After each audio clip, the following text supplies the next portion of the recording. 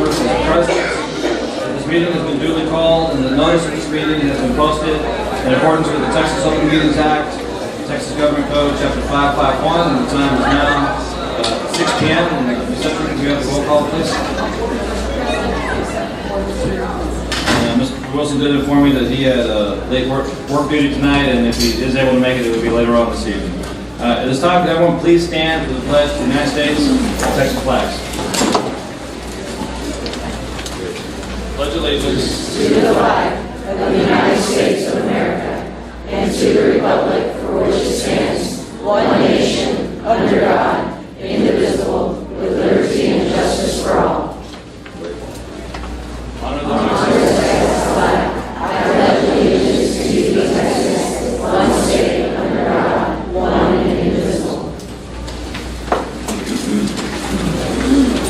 All right, first things first, I've been told that the air conditioning is at full blast. Is that correct, Mr. Mosley? Yes, sir. Okay. If you guys are warm out there, he's the guy to see, okay? I want to welcome everybody to the SCUCISD Board of Trustees meeting. Raise your hand if this is the first meeting you've been to. Sure, quite a few. You guys are all here for the easements we're going to discuss later on tonight? Okay.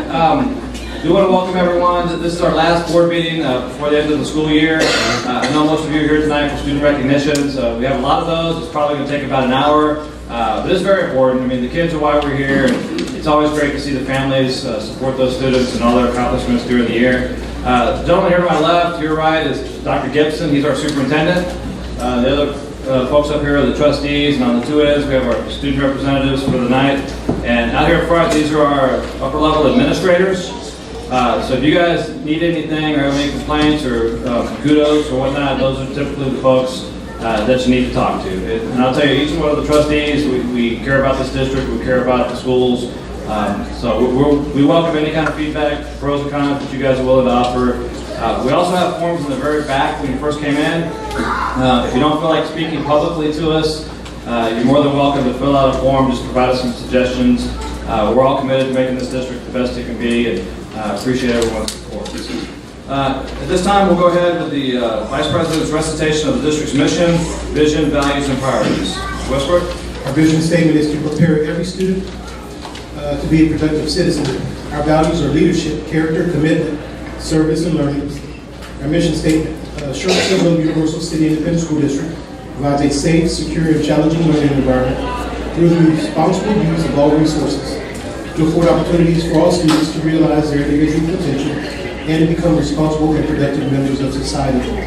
Our priorities are priority number 1, high achieving for all students, priority number 2, high performing and engaged workforce, and priority number 3, effective and efficient district and campus operations. Thank you, Mr. Westbrook. This time, the board's recitation of the district belief statements. Mr. Burke? We believe all students have the capacity to learn and be successful. We believe a safe, secure environment is paramount to learning. We believe living our core values of leadership, character, commitment, service, and learning result in the ability to set and achieve lifelong goals. We believe quality instruction addresses the individual needs of students. We believe engaging, interactive, and authentic teaching creates empowered, active learners prepared for our changing world. We believe embracing technology as a relevant tool enhances learning in and beyond the classroom. We believe in a professional learning community culture that allows time to collaborate and share best practices in order to improve continuing learning. We believe good communication is critical to success. We believe lifelong learning enriches staff through professional development. We believe measures of our success go beyond standardized testing, and we believe public education is defined by the local community with limited state involvement. Thank you, trustees. Do want to let everyone know that I estimated here for about the first hour we're going to do student recognition and recognition of some of our employees. We then have a few other fairly simple items, and we will be taking a break. So those of you that came here to watch your students get recognized, there'll be a natural time for everyone to get up and go. You're more than welcome to stay with us the remainder of the night. Can't promise you how long we'll go, but it may be fairly late. Again, you guys will be welcome to leave at that time, or you can just stay for the remainder of the meeting. At this time, we're going to go ahead with our recognition items, and I'll turn that over to Dr. Thank you. Thank you, Mr. Chairman, trustees, school staff, and guests, students. Always my honor to kick off the recognition each month with our 2 students from our traditional high schools. And so tonight we're honored to have Hunter Neal, a 12th grader from Clemens, and Raven Jones, a 12th grader from Steele High School, with us as our student representatives. And students you all will, almost said children, but young men and women, because you're about to graduate and go out into the world, that you would meet your designated administrator at the podium. We look forward to hearing from you tonight, and welcome to our board meeting. Thank you for keeping it on. Good evening, Dr. Gibson, President Inman, and members of the board. Tonight I am honored to introduce Hunter Neal, a senior at Samuel Clemens High School, representing the Technology Student Association. He is the son of Heather and Brian Beckman, and Mrs. Beckman is in attendance tonight. Ms. Beckman, will you please stand and be recognized?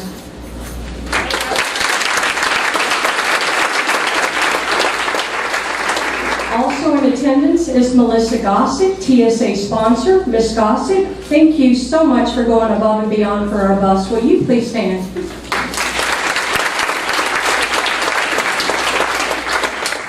Hunter was born in San Antonio, but moved to the Schertz area when he was 8 years old. He has been an active participant in school activities, including football and track the last 4 years, National Honor Society, Fellowship of Christian Athletes, and our UIL Academics Accounting team. Also important to note is that Hunter represented Samuel Clemens at Boy State at the University of Texas at Austin his junior year. Students who receive this honor are chosen by teachers because of their high academic standards and strong leadership skills. Hunter has set some lofty goals and has impressive plans for his future. I don't want to steal any of his thunder. He has included that in his speech, but I will add that both Mr. Prusky and Mr. Inman will be very impressed. Without further ado, Mr. Hunter Neal.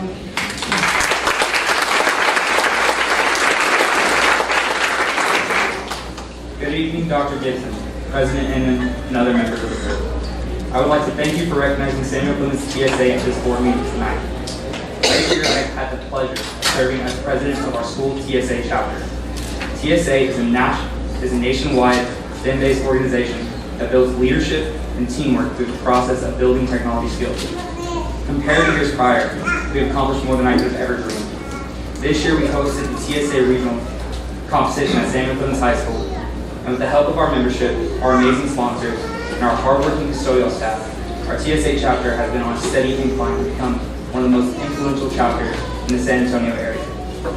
While in the process of hosting and working in the regional competition, we had 13 students advance to state level competitions through their hard work and dedication. During our TSA conference in April, we had 4 state champions prevail, including myself.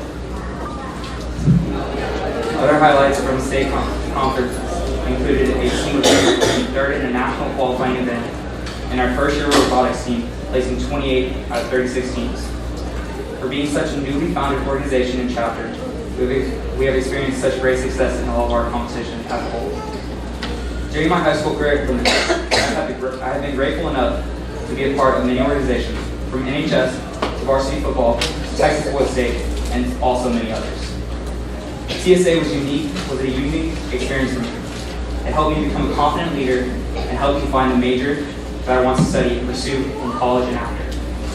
Next year I will attend Texas A&M University and major in biomedical engineering. And after that I plan to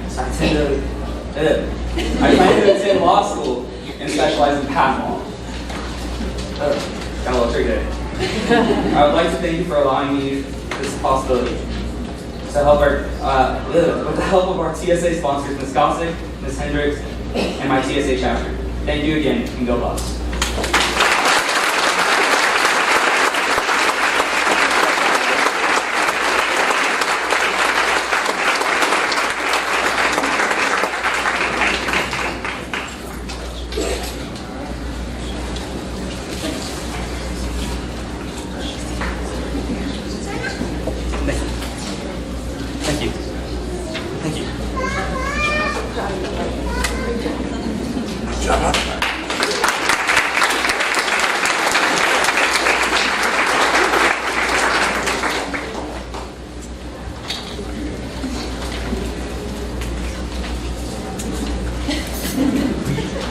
Good evening, Dr. Gibson, President Inman, and members of the board. My name is Deborah Ibarra, Assistant Principal at Steele High School. I'm very proud tonight to present to you Raven Jones, who's representing our aquatics program. Raven's family is with us tonight. Please stand and be recognized.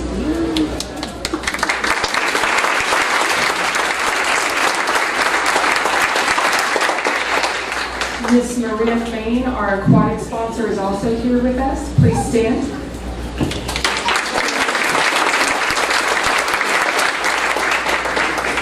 Raven is a leader of the aquatics program. She has been a part of the SAFE and DECA programs for the last 2 years as well.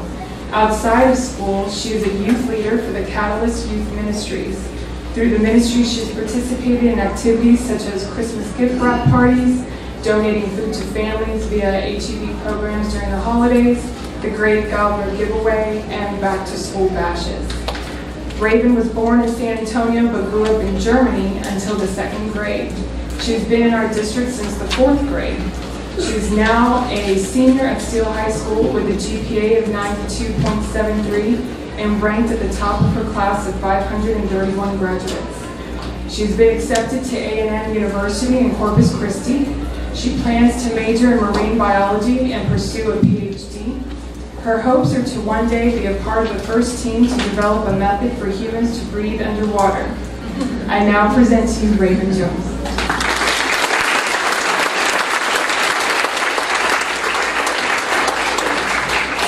First up, I would like to thank you all for allowing me the opportunity to speak in front of you today about the Steele Aquatics program. And on behalf of the team, I would also like to thank you for the amazing practice school.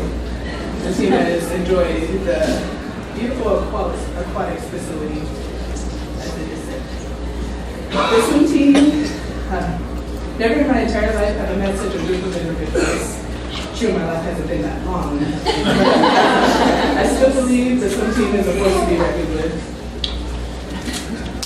What other team do you know wakes up at 5 o'clock in the morning, should jump in the ice cold water and be constructively directed for an hour and a half? Not many teams that I know of.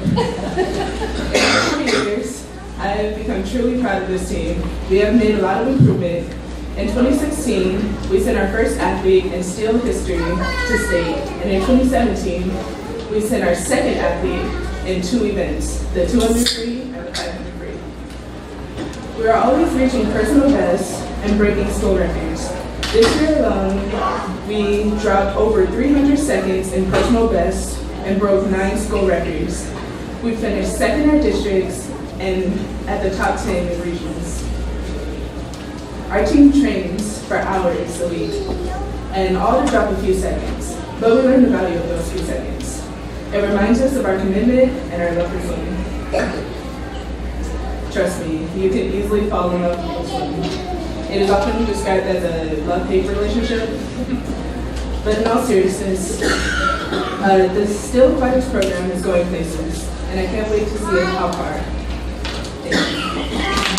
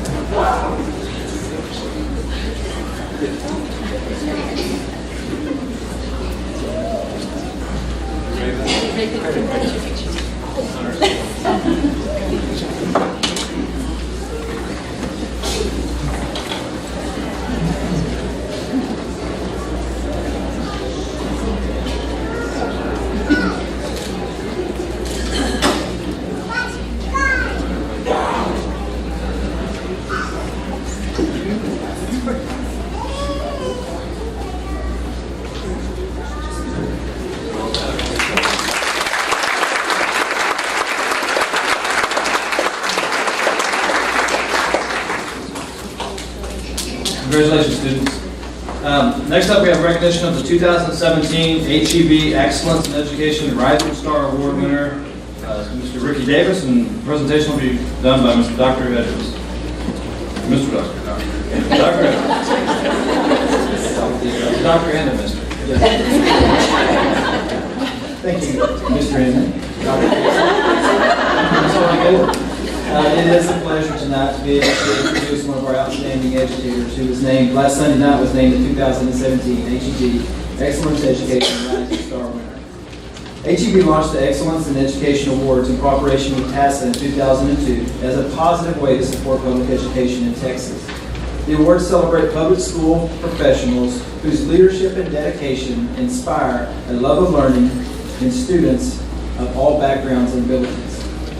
The Rising Star Award, which was mentioned earlier, recognizes teachers with less than 10 years of experience in the classroom. And that being said, please help me recognize Mr. Davis, teacher at Schertz Elementary School.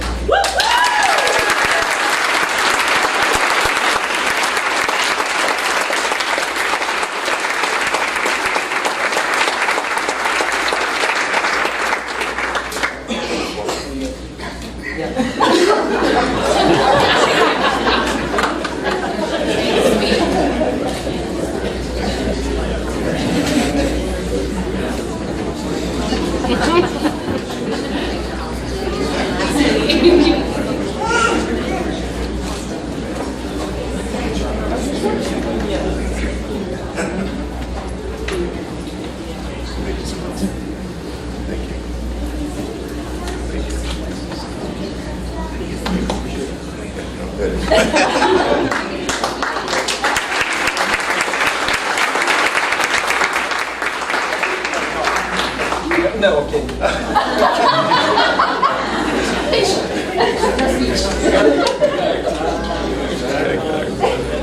just want to say for everyone, this is actually a huge honor. HEB did a great job with this presentation, and it's a statewide honor.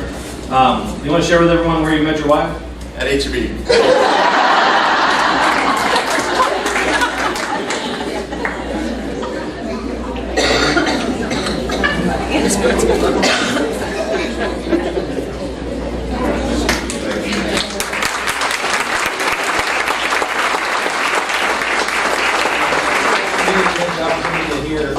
Kind of teasing Mr. Davis a little bit about saying his speech. He is no stranger to the microphone. He delivered an incredible speech, the speech of the night last Sunday evening. And so don't let him fool anybody. That man can talk. It's also an honor to be able to recognize some more of our incredible educators. 2 years ago, we created the Aspiring Leader Academy for campus leaders seeking opportunities to learn more about leadership. The Academy was held on Wednesday evenings once a month throughout the school year, and district leaders presented information in their areas of expertise. The first semester focused primarily on instructional leadership and building capacity in that area. Followed with the second semester, several of our other leaders came in and talked about more of a systems operation and how those work together for the betterment of children. This included special programs, budget finance, purchasing, facilities, and construction, maintenance, and transportation.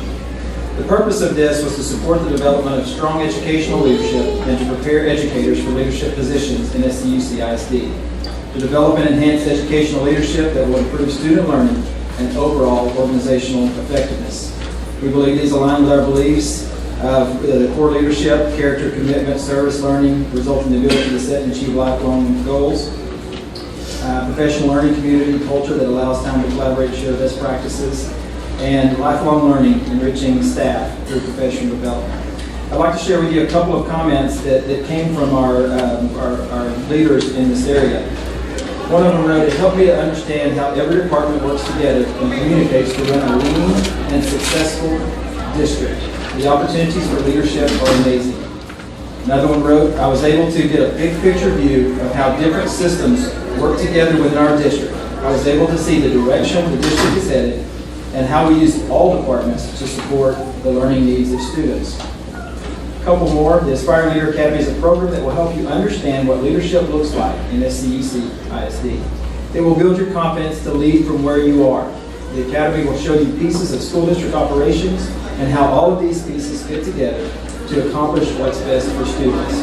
If you want to grow in your skills and knowledge as an SCUC leader, you've got to apply for this academy. And then finally, through empowering future leaders to learn with and through one another, The Aspiring Leader Academy at SCUCISD offers all aspiring leaders the opportunity to grow professionally and personally. These opportunities range from having a more global perspective while digging into district-wide data, goals, and needs. Completing the ALA will leave all participants feeling as though they have more value and significance in our rapidly growing district. And that statement right there really kind of sums it up. And one of the things our goal was is to start, a build your own type of program. And we've had this second year now of just incredible leaders go through this academy. And tonight we'd like to recognize those, the individuals we're going to recognize tonight at the board meeting were members that missed one or fewer times all year. And this was a big commitment. They're coming straight from classrooms and campuses where they've been working all day, and then to come in and for 2 more hours to embrace and really and just gather the learning that was provided by the group of leaders that led that. So I'd like to start off with, the first introduction will be Claudia Romano from Allison Steele.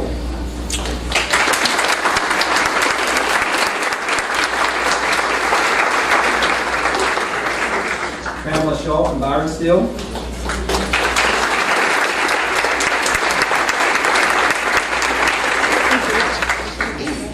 Melissa Roundtree, Byron Steele.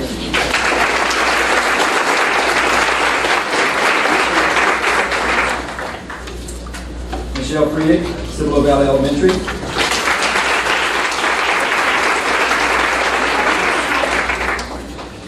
Patrick Lowe's from Clemens High School.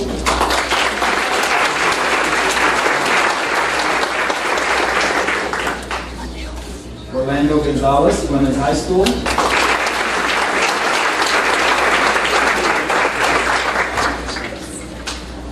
Rhonda Roscoe, Clemens High School.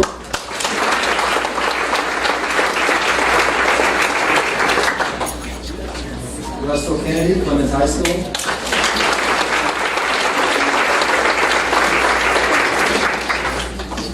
Nicole Rosa Saunders from Clemens High School.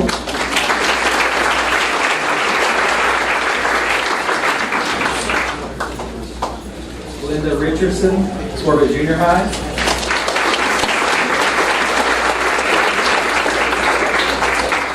Edwards, Corbett Junior High.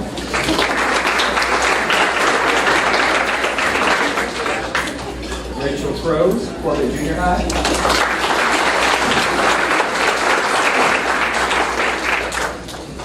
April Davenport, Corbett Junior High.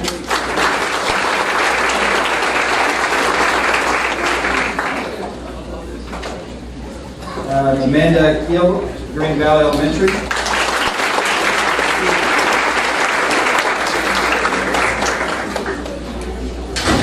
Baker, Pasco Elementary.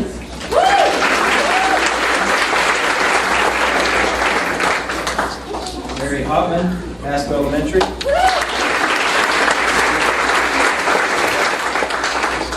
Another one of our members who wasn't able to be here tonight but did meet the criteria of being recognized in front of the board is Erica Sanchez from Schertz Elementary. Jana Hodge, Cibolo Elementary.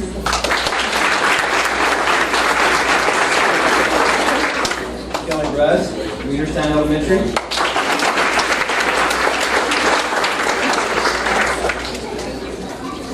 Lori Gorman, Weederstown Elementary.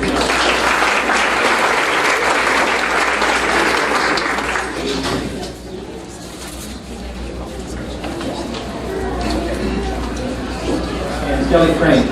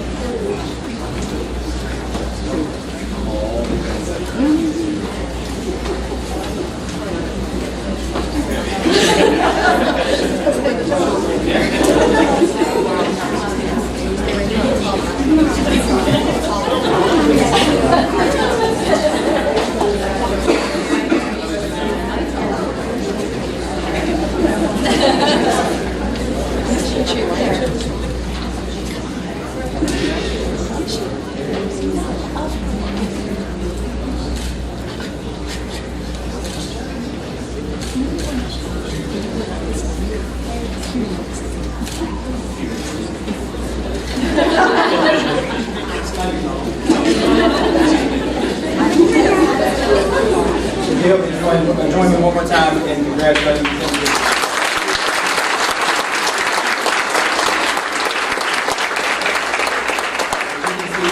SCUC looks bright.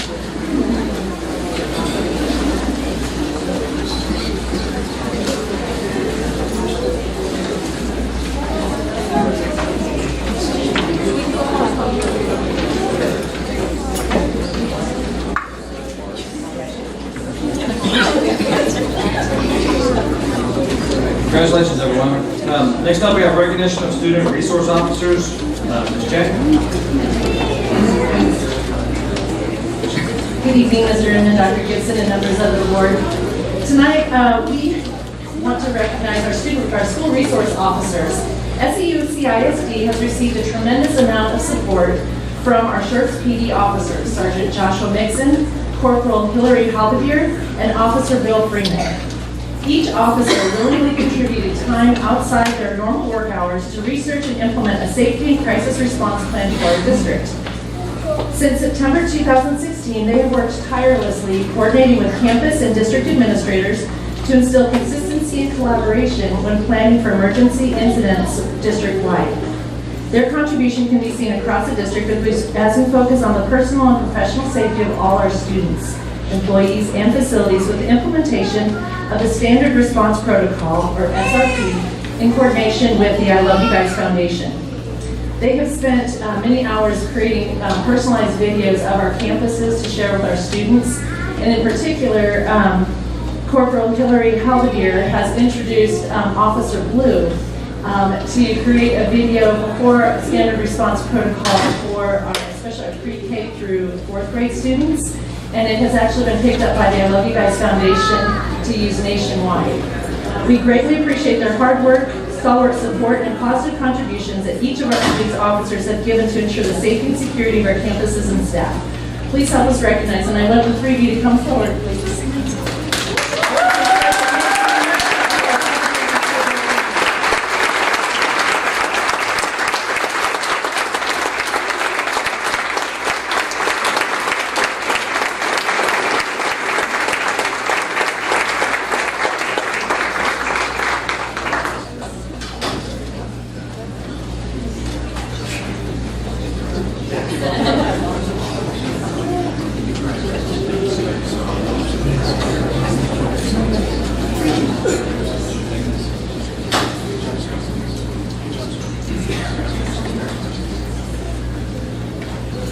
And if you haven't, all the videos are really good, and especially the one with Officer Blue. If you haven't had the opportunity to see that, we want to make sure to share that. Come back. You're getting the picture. You're not getting the picture. And you can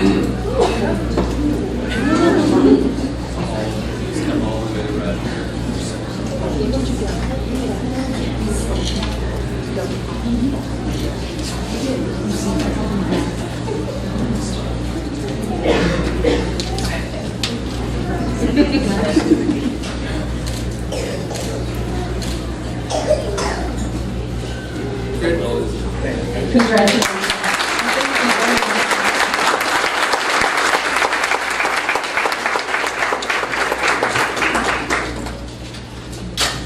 Next, we are proud to recognize Green Valley Elementary School as the first SCUC campus to earn designation as a Franklin Covey Certified Lighthouse School. The campus was visited by 2 Franklin Covey reviewers as part of the bid on February 24, 2017. The Leader in Me Lighthouse School title is awarded by Franklin Covey to honor the attainment of a well-rounded leadership model. We applaud the efforts of the Green Valley community of students, families, staff, and community members for their dedication and leadership.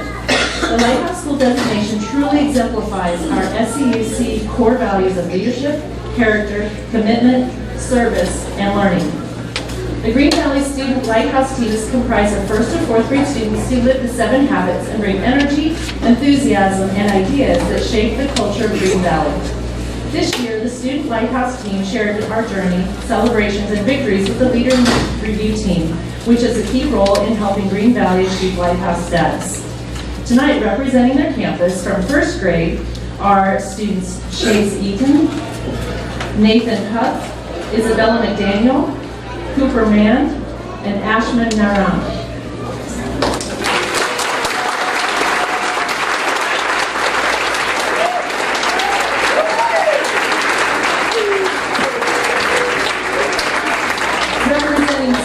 grade are Mila Clayton, Lila Gossett, Jocelyn Hatch, Connor Painter, and Kaylin Timrat.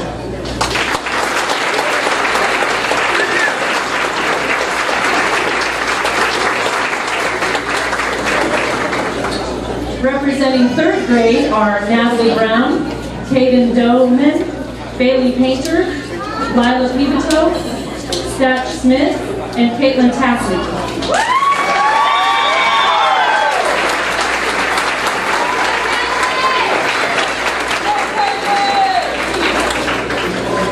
Representing the fourth grade are Mason Caramello, Riley Mina Howe, Aiden Mendoza, Madison Pulliam, and Nicholas Rontel.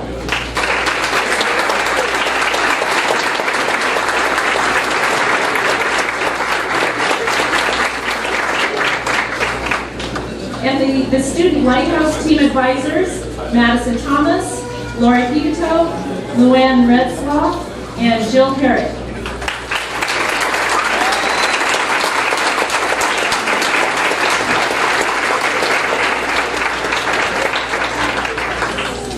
The staff Lighthouse team is comprised of a staff member for each grade level and special group at Green Valley. They're responsible for assisting students in putting their ideas into motion. These team members also assist their grade level and professional learning community teams integrate the 7 habits into the daily learning and work at Green Valley. This year, the staff Lighthouse team worked many hours to compile the online evidence binder. These members are Bonnie Clutter from kindergarten, Stephanie Pendleton, 1st grade, Lori Pivito, 2nd grade, Brooke Ferguson, 3rd grade, Lee Hurt, 4th grade, Alicia Ellis, librarian, Amy Denman, assistant principal, and Shannon Johnson, principal.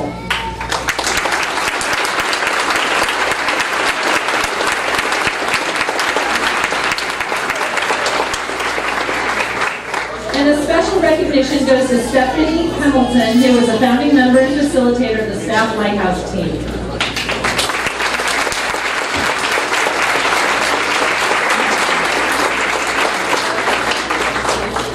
And parents of these students and staff members, thank you for your support and being part of the community. So students, we need you to come back up for pictures. 4th graders towards the back, 3rd, 2nd, 1st to the back. Adults to the back. And parents, you can come take your pictures.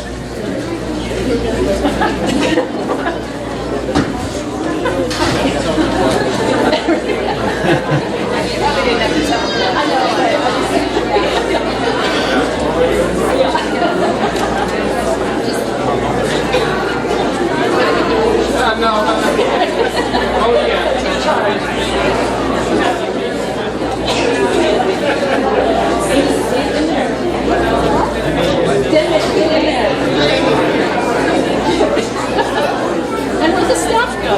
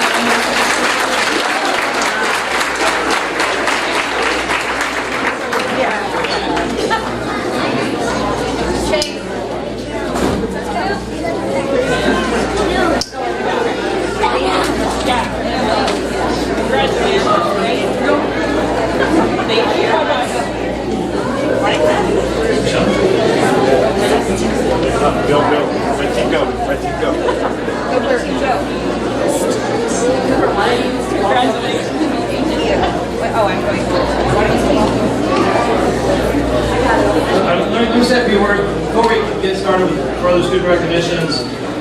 Just want to let everyone know, the parents that are here especially, last night we had what's called our Commitment to Excellence Award ceremony. The board up here, we represent the community, and we feel that this district is doing a fantastic job, and we hear a lot of good feedback from the parents, moms and dads and whatnot. We owe that all to the staff members, it's the administrators, the teachers, the other staff members that are working hard in our district and doing a good job on behalf of our kids. And, so tonight, I don't want to miss anyone, but I think I will here. I just want to recognize two individuals that were honored last night.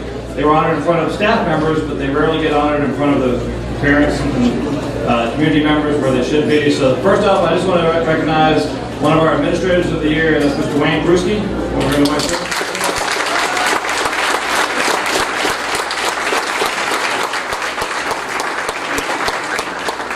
He's in charge of our facilities. So you look around, we've got a lot of nice new schools, new facilities in this district, and that's a huge job.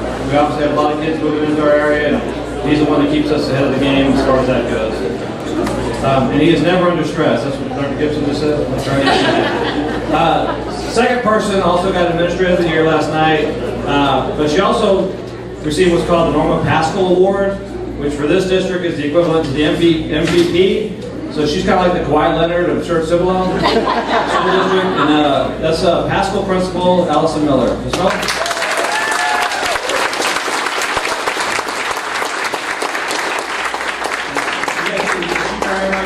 She was crying last night, so I just want to make sure everything's okay.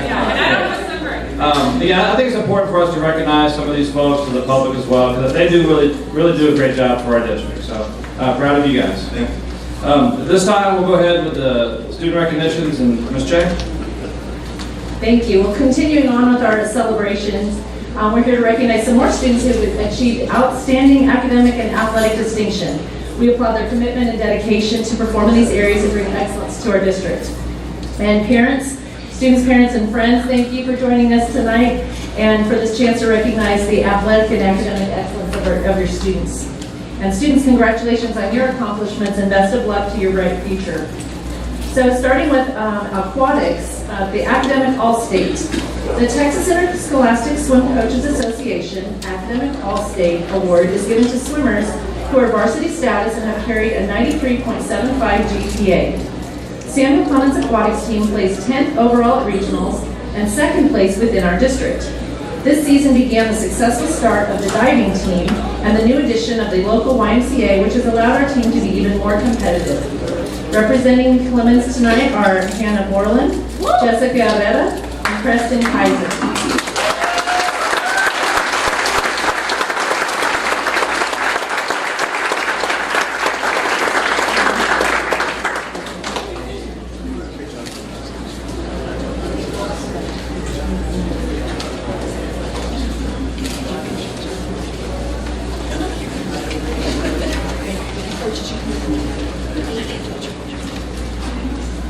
Come on back.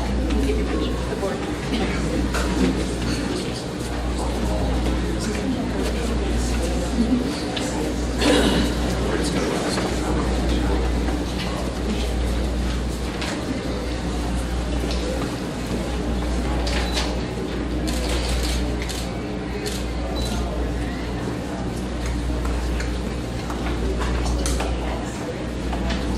Congratulations.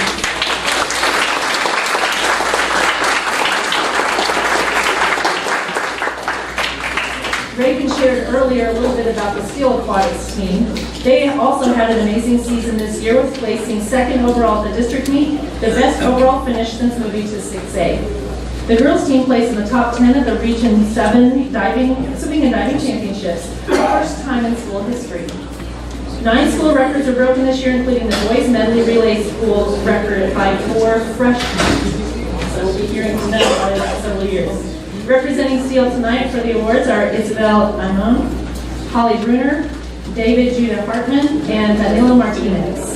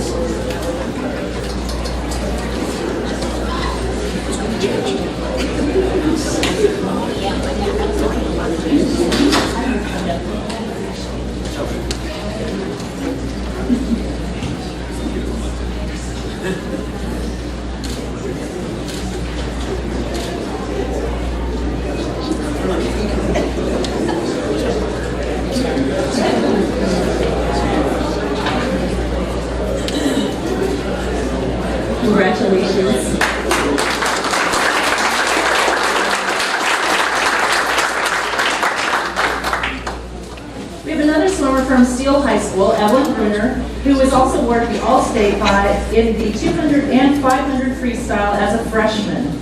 She broke school records in both of these events, as well as the 100 free. Tisca compiles all swims and ranks performances. The top 16 in the state are recognized in each event. Please help us recognize Evelyn Bruner. Congratulations.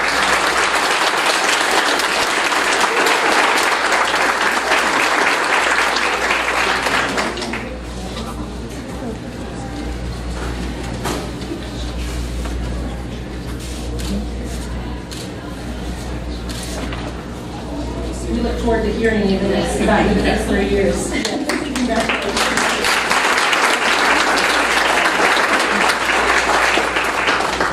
Moving on to our baseball academic all-state students. These four received the Academic All-State Award from the Texas High School Coaches Association and/or the Texas High School Baseball Coaches Association. The criteria required: they must be a senior, a good moral character, a member of the team in good standing, and maintained an overall GPA of 93 or above since their freshman year. In addition to their academic and athletic activities, all four are also active in extracurricular activities and received SAT scores of 1050 to 1220. Representing Steele High School, Patrick Gruber, who will attend St. Mary's University, Megan Herring, who will attend Texas A&M University, Cody Massey, who will be attending Sam Houston State University, and Sarah Perrin, who will attend Abilene Christian University.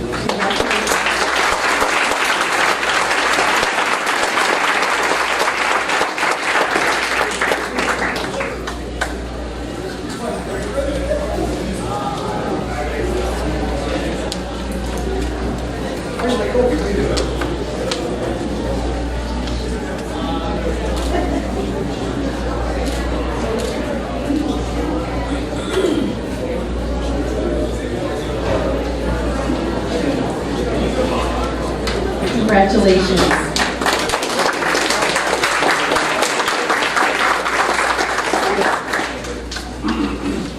The Steele girls basketball team had a great year with a 29-7 record, district champions, and regional quarterfinalists. This team holds the school record for the most points in a game at 97 points, and also the school record for team defense by holding teams to less than 37 points per game. This year, 11 of the 12 players made the academic all-district team, and 9 seniors made the academic all-district team. Most impressive is that all 9 seniors will be attending college on athletic or academic scholarships.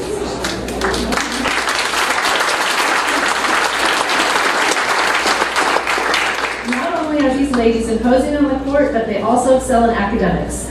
The following ladies received the Academic All-State Award from the following associations: Texas High School Coaches Association, Texas Association of Basketball Coaches, and Texas Girls Coaches Association. The requirement includes an overall GPA of 92 or 94 and above in grades 9 through 11. Representing Steele High School, Antonia Anderson, Taylor Baker, Camille Cunningham, Morgan Dozier, and Kyra Breed-Vick.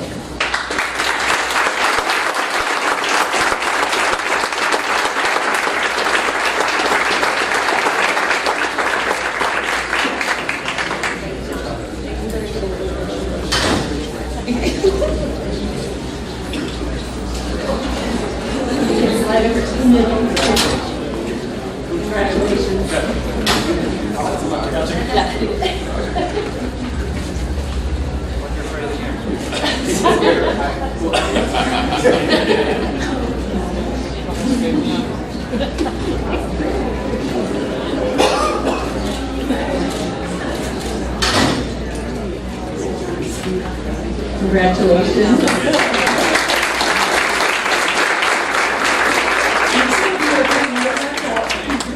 In addition to receiving Academic All-State, the next ladies received the All-State Award from the same associations: Antonia Anderson and Camille Cunningham. Come back up.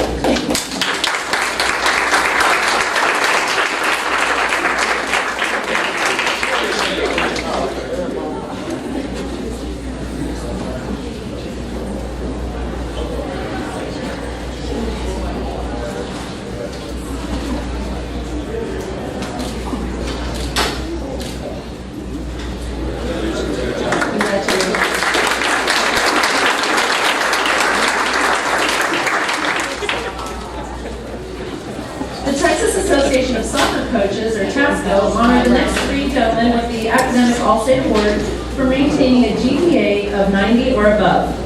The Clemens boys soccer team finished the 2017 season with an overall record of 17 wins, 2 losses, and 3 ties. They finished as undefeated 6A district champions for the third time in the last 4 years. Were ranked number 2 in the area by San Antonio Express News and ranked 12th in the South Texas region by Top Drawer Soccer.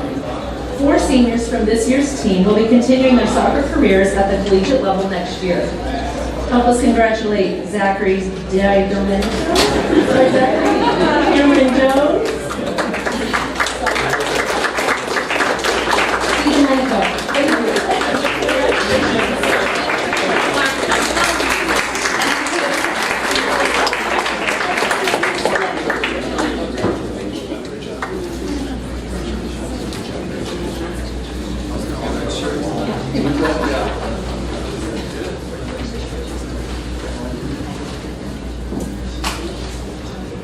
Say boss, 1, 2, 3, boss. Yeah, that was convincing.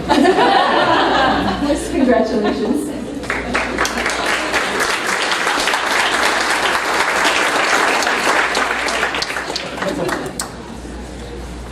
The next student to receive the Texas High School Coaches Association Academic All-State Honors is Julia Panis.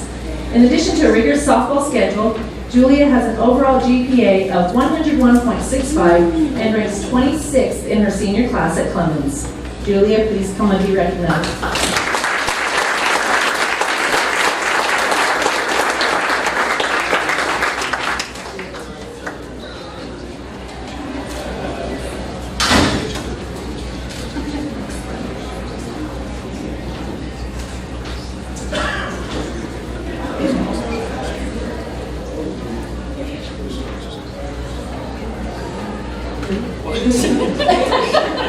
Being the girls should be louder. 3 boss, 1, 2, 3, boss.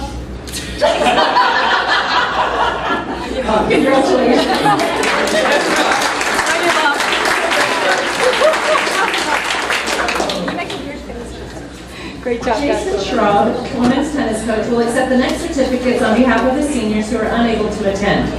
They were also awarded Academic All-State by the Texas High School Coaches Association. Students must be a senior, be in good standing with the team, and maintain an overall GPA of 92 or above since their freshman year. Clemens' tennis team had a series of firsts for the Buffaloes this year, including defeating the 10-time state champion New Broncos.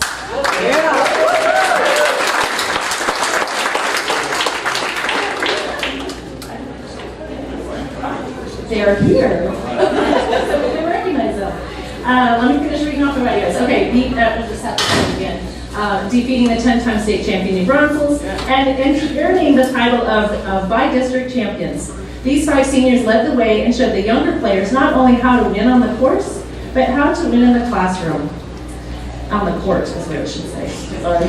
Most importantly, all 5 seniors will be attending Division I universities because of their academic accomplishments over the past 4 years. Schools such as Notre Dame, Purdue, Texas A&M, and University of Texas will be receiving these fine student athletes.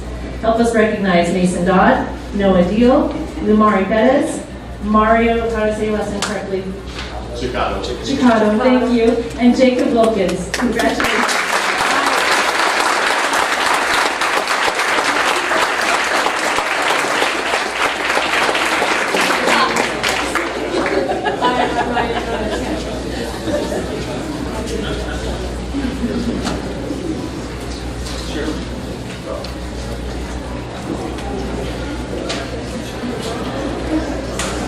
I'm not saying. Yeah, you gonna try again? Come on, 3 times a charm.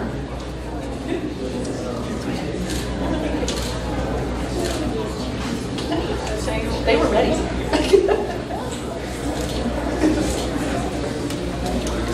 Congratulations.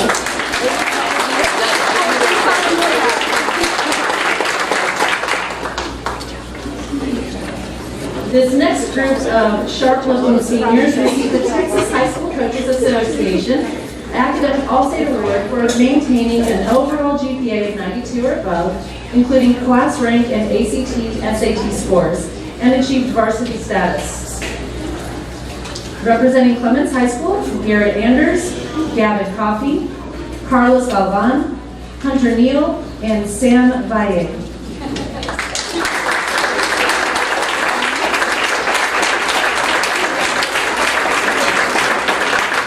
Sam Valle, sorry, Sam.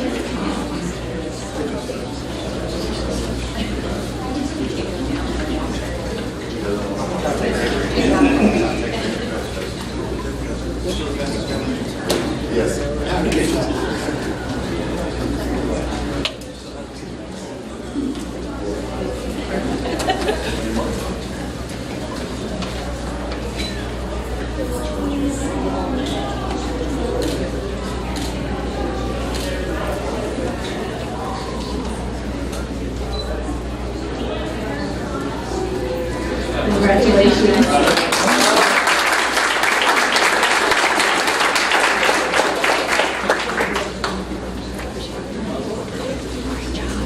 Track regionals was held on April 28th and 29th. The following amazing students qualified for state in their respective areas. The Clemens boys track team finished third in the district and second in the area and regional meets. From Clemens, Tommy Bush, first place in the 200 meters, and Carlos Galvan, second place in shot put, and first place in discus.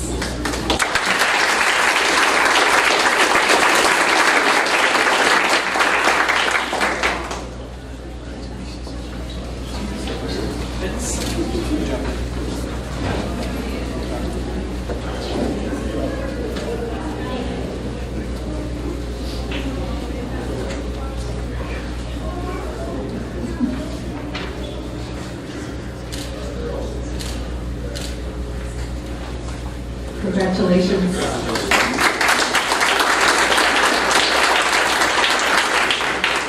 The Steel Knights boys track team had a favorable 2017 season, finishing second overall in the district with athletes ranked amongst the best in America. In addition to breaking many personal and school records, the Knights swept the 110-meter hurdles at regionals, seizing all 3 spots on the award stand at the Alamo Stadium. Congratulations, Kenny Gordnat, second place, Tavian Carter, the triple jump first place, and JT Woods, 100 meter and 110 hurdles first place. Congratulations.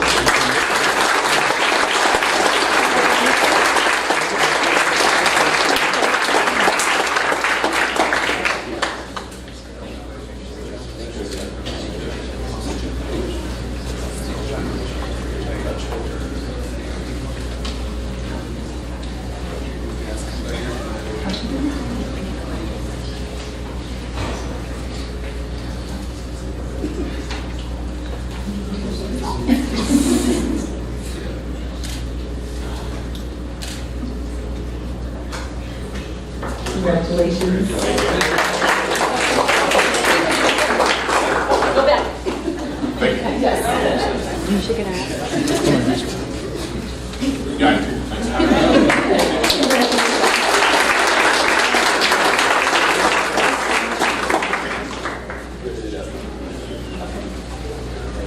We have a student that, from Clemens track team that wasn't here when we were checking off original. We want to be sure to recognize her.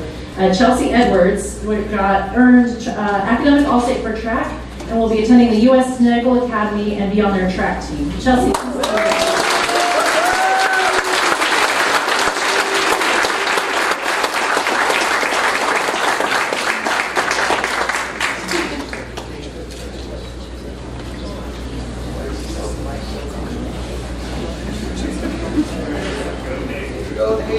Proud of you, Chelsea.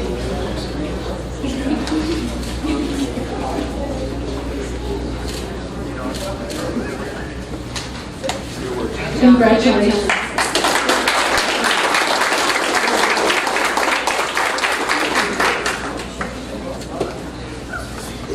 Next, we will be recognizing some students for their performance in career and technology.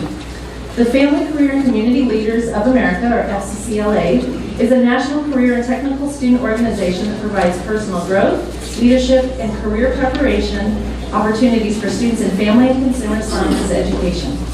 The following students placed second and were selected to compete in the upcoming national competition in their respective categories in Nashville, Tennessee, July 2nd through the 6th. Representing Steele High School, For food innovations, Shakira Al-Ariabi. Shakrina, thank you, sorry. Kaylee Early, National Programs in Action, and Kaylin Oliviera, National Programs in Action. Congratulations.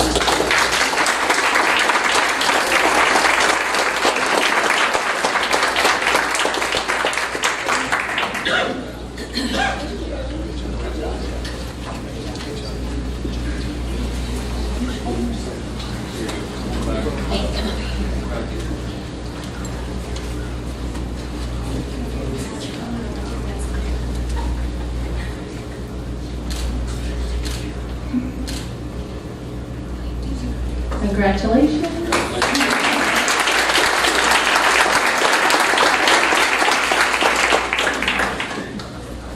The Future Farmers of America, or FFA, helps the next generation of students explore their interests in a broad range of agricultural career pathways.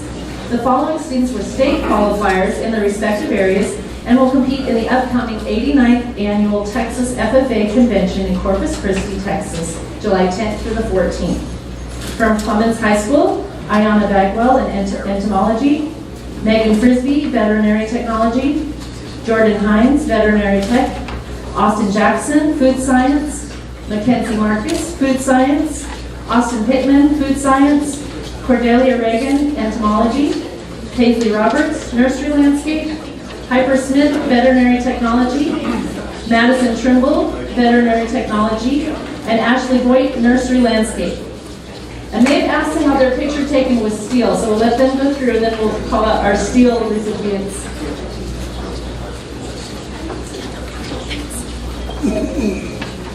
And our steel students going to the the convention in July are Joseph Leachman for entomology, Lauren McClintock, floriculture, Reba Ritter, floriculture, and Michaela Seeger, floriculture.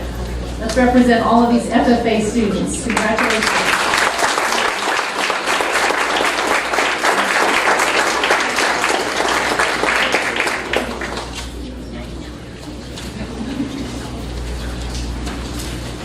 They asked to get their picture made together because they travel the competitions together.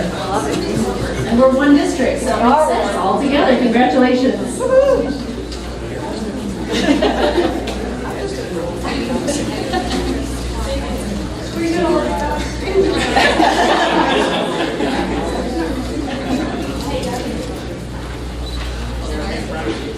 Three rooms? Yeah. I can't. That's panoramic, right? Over here.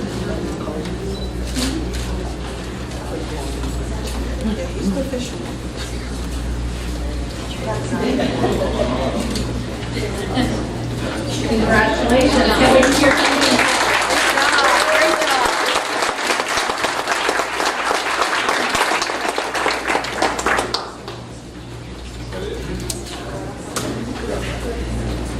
And last but certainly not least, tonight we will be recognizing some of our Health Occupation Student Association, or HOSA students.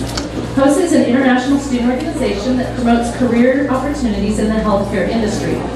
The following students competed in healthcare issues and were ranked in the top 10%, allowing them to qualify for the upcoming 40th Annual International Leadership Conference in Orlando, Florida, June 21st to the 24th. From Clemens High School tonight, Hannah Borland, Dahlia Harris, and Lincoln Peñalosa III.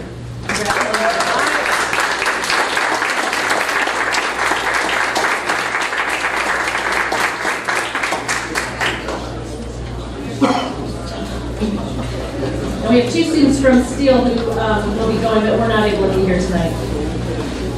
You can go back to your picture.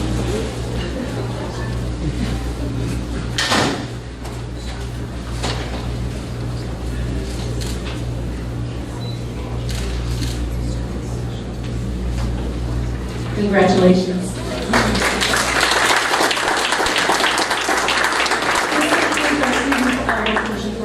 Thank you. All right, thank you very much, Mr. Schertz.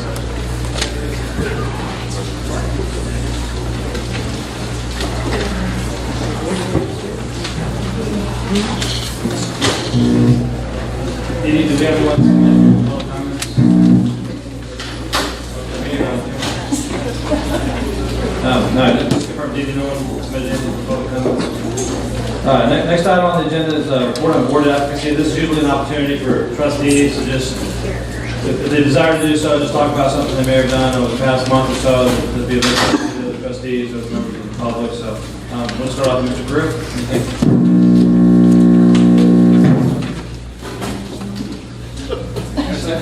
I'm supposed to begin. So once again, y'all cut me off. I don't really have anything. Hey, the two things that I just want to talk about is, I think it was Friday. If I say it wrong, I apologize, but I went to Still High School for their Special Olympics recognition, and I'm going to tell you, if you've never been, it is just amazing to watch it, not just because of what the Special Olympic athletes did, but for the way the students respond to it. And, you know, I said, growing up, I don't think we ever did anything like that in the schools I was a part of, and it's just amazing how much support just the average student gives to these Special Olympians. And it just really shows, I guess, the value of what the school district's all about. And that was just the neatest thing to watch, just how everybody supported each other. The other thing was I got to go to the Powder Puff football game. I tried to coach my daughter, but she didn't listen to what I said, and so she didn't play the way I wanted her to. And I tried to cheat, and, chop block and stuff like that. The one thing I would say, hey, in the future, it would be neat to have the champion of one school play the champion of the other school. That was brought up by several of them. I think that would be an interesting concept. I'll throw that out there, just for a thought. Great. Westbrook? Yeah, I've been, doing my watchdog thing at Green Valley Elementary on Tuesday. Also was able to participate in the high rounding session at Clemens High School, which was quite enjoyable. I appreciated that. And also was able to participate in a reading restaurant at Green Valley Elementary School, the Yellow Submarine shop, and had a great time with the first grade students there. And appreciated all those experiences. Thank you. I was able to participate with the high-level rounding. The transition seems to be going well in finance. We'll see when it's actually finished. But I'm sure they're doing very well. I was impressed. Facilities, I've learned that they're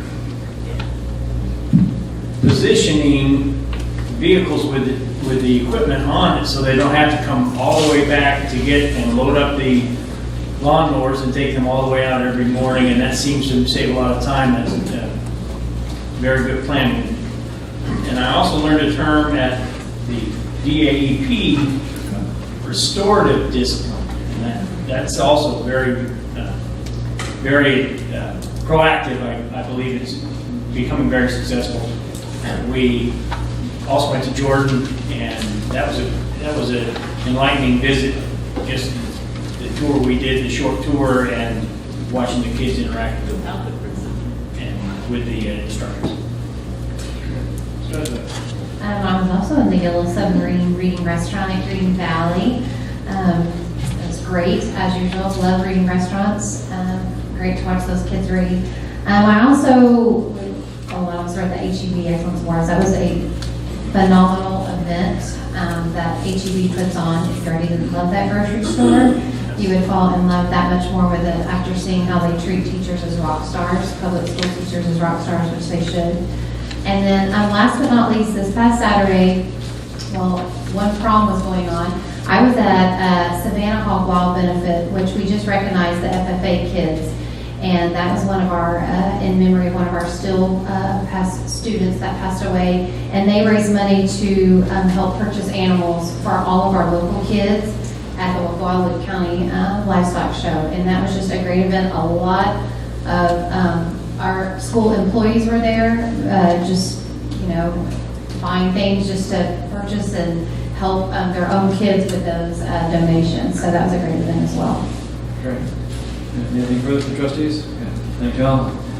Next time we have is for board recess, but we do have several officials here from the city of Cibolo who have agreed to be here tonight for a short presentation. So if there's no objection, I'm going to go ahead and do them next. And then we'll take a recess after that. Okay with everybody? I do want to introduce a couple folks first. Two city councilmen for the city of Cibolo, Mr. Jim Russell. Welcome him here, as well as Mr. Jay Hawk. Okay. We also have Mayor Alan Dunn and City Manager Robert Herrera. Next time is for them to give a report, an update on the proposed toll road for the city of Cibolo, the Cibolo Parkway project. And as you guys come to the podium, just want everyone know I contacted Mayor Dunn about a month ago or so. I just thought it'd be a good idea to have them come, give us a short presentation just to keep us posted and updated on what's taking place with the proposed toll road. Everyone knows we're not a decision maker in this process, but we obviously do have a stake in things and transportation issues like that. So I do want to extend an appreciation to Mayor Dunn, Mr. Herrera, for agreeing to come tonight. And so trustees, it's really just an opportunity for us to get an overview of what's taking place, and then if you have any questions about how this may affect the district or transportation or growth of the district or whatnot, now would be the time to do that. Appreciate it again. Mayor Dunn, do we have it on the PowerPoint or so? Everything's set up for you? We have it up here, at least it's on my screen here. Okay. Everyone good to go? Showing up there too?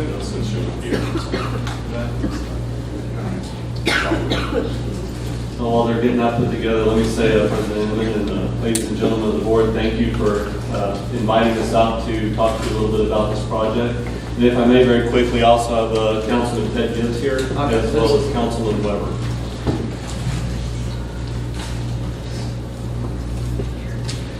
Welcome to you gentlemen as well. I didn't see you over there on the side. Okay. Appreciate it. Okay, so everybody has it up on their screens now? All right, we're good to go. All right, so the Cibolo Parkway project, actually let me start with this page and we'll back up very quickly. We've got three components here. So the real heart of this project is the Cibolo Parkway project. That's the part that's really the toll road that everybody is talking about.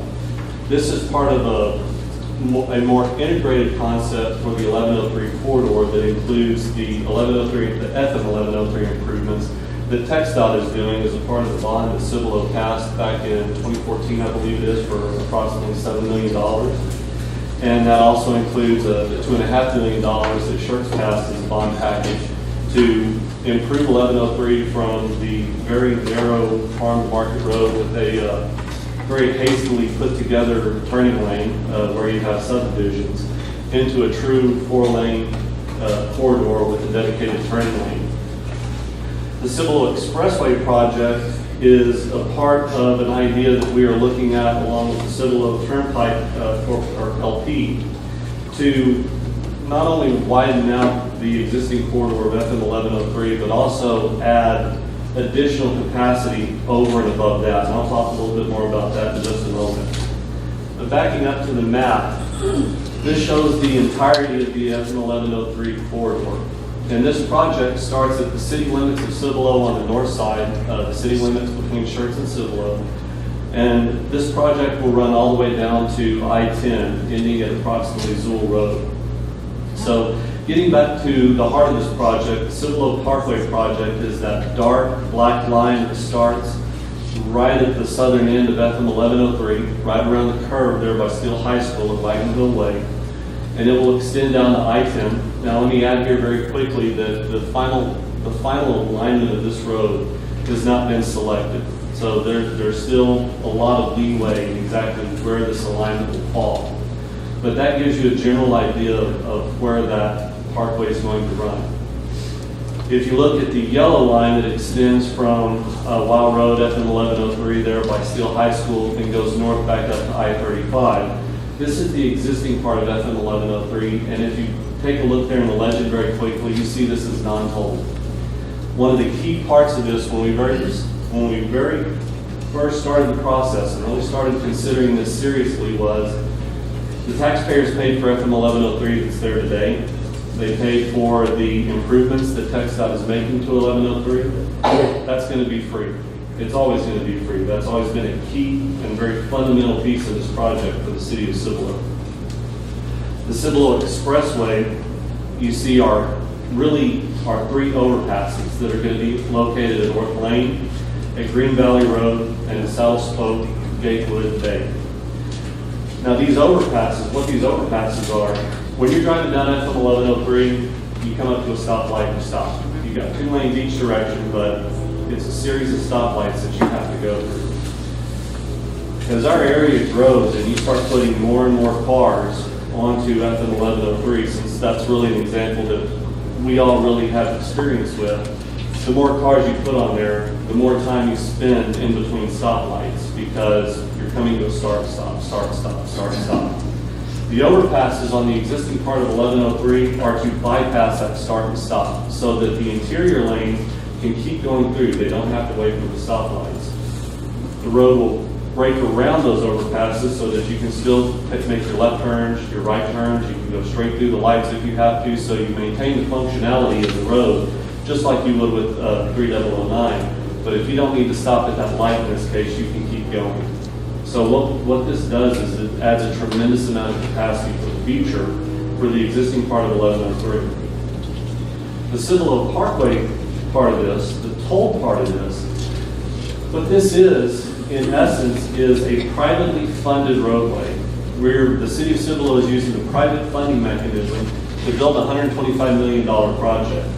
This project was identified as far back officially as 2006 with actually, let me back up to the map one more time. This alignment was identified back in 2006 by TxDOT. FM 1103 represents the midpoint between State Highway 46 to the east in New Braunfels and FM 1604 to the west by San Antonio. If you look at a map, there is no other high-speed, high-capacity thoroughfare between those two. With the amount of growth that we have in this area, sooner or later, we're going to have a high-speed, high-capacity cut-through between I-10 to the north, or I-35 to the north, and I-10 to the south. FM 1103 is ideally located for this purpose. Now, as I'm sure everybody here has heard, the Alamo area MPO and TxDOT don't ever seem to have any money. And when you look at the needs in the Alamo area MPO service area, they have somewhere in the neighborhood of, if memory serves,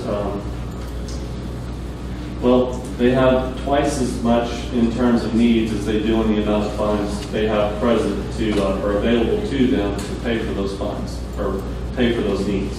So for every $2 they need to spend on infrastructure improvements for the transportation network, they only have $1. Now that gets a lot more interesting when you consider the fact that Bear County has somewhere in the neighborhood of 2 million voters, whereas in Guadalupe County we have just a shade under 200,000.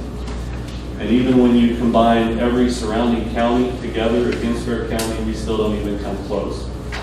So when you look at the politics of the situation, to expect any funding to be coming our way anytime soon, I would suggest that's not something you should hold your breath for.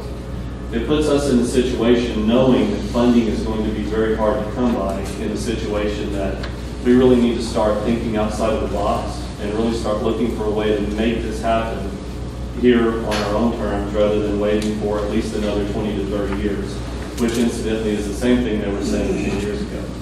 So we're still 20 to 30 years out, 10 years later.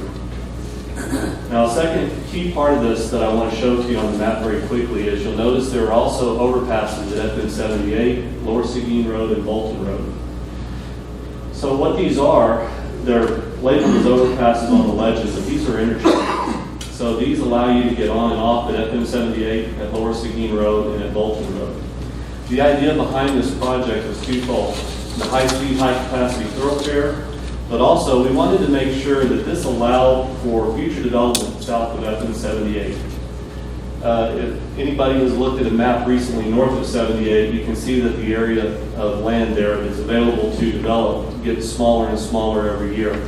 Whereas south of 78 is essentially a blank canvas where that piece of art is waiting to be painted. What we're looking at here is really the first stroke in that future picture of Cibolo and really the area.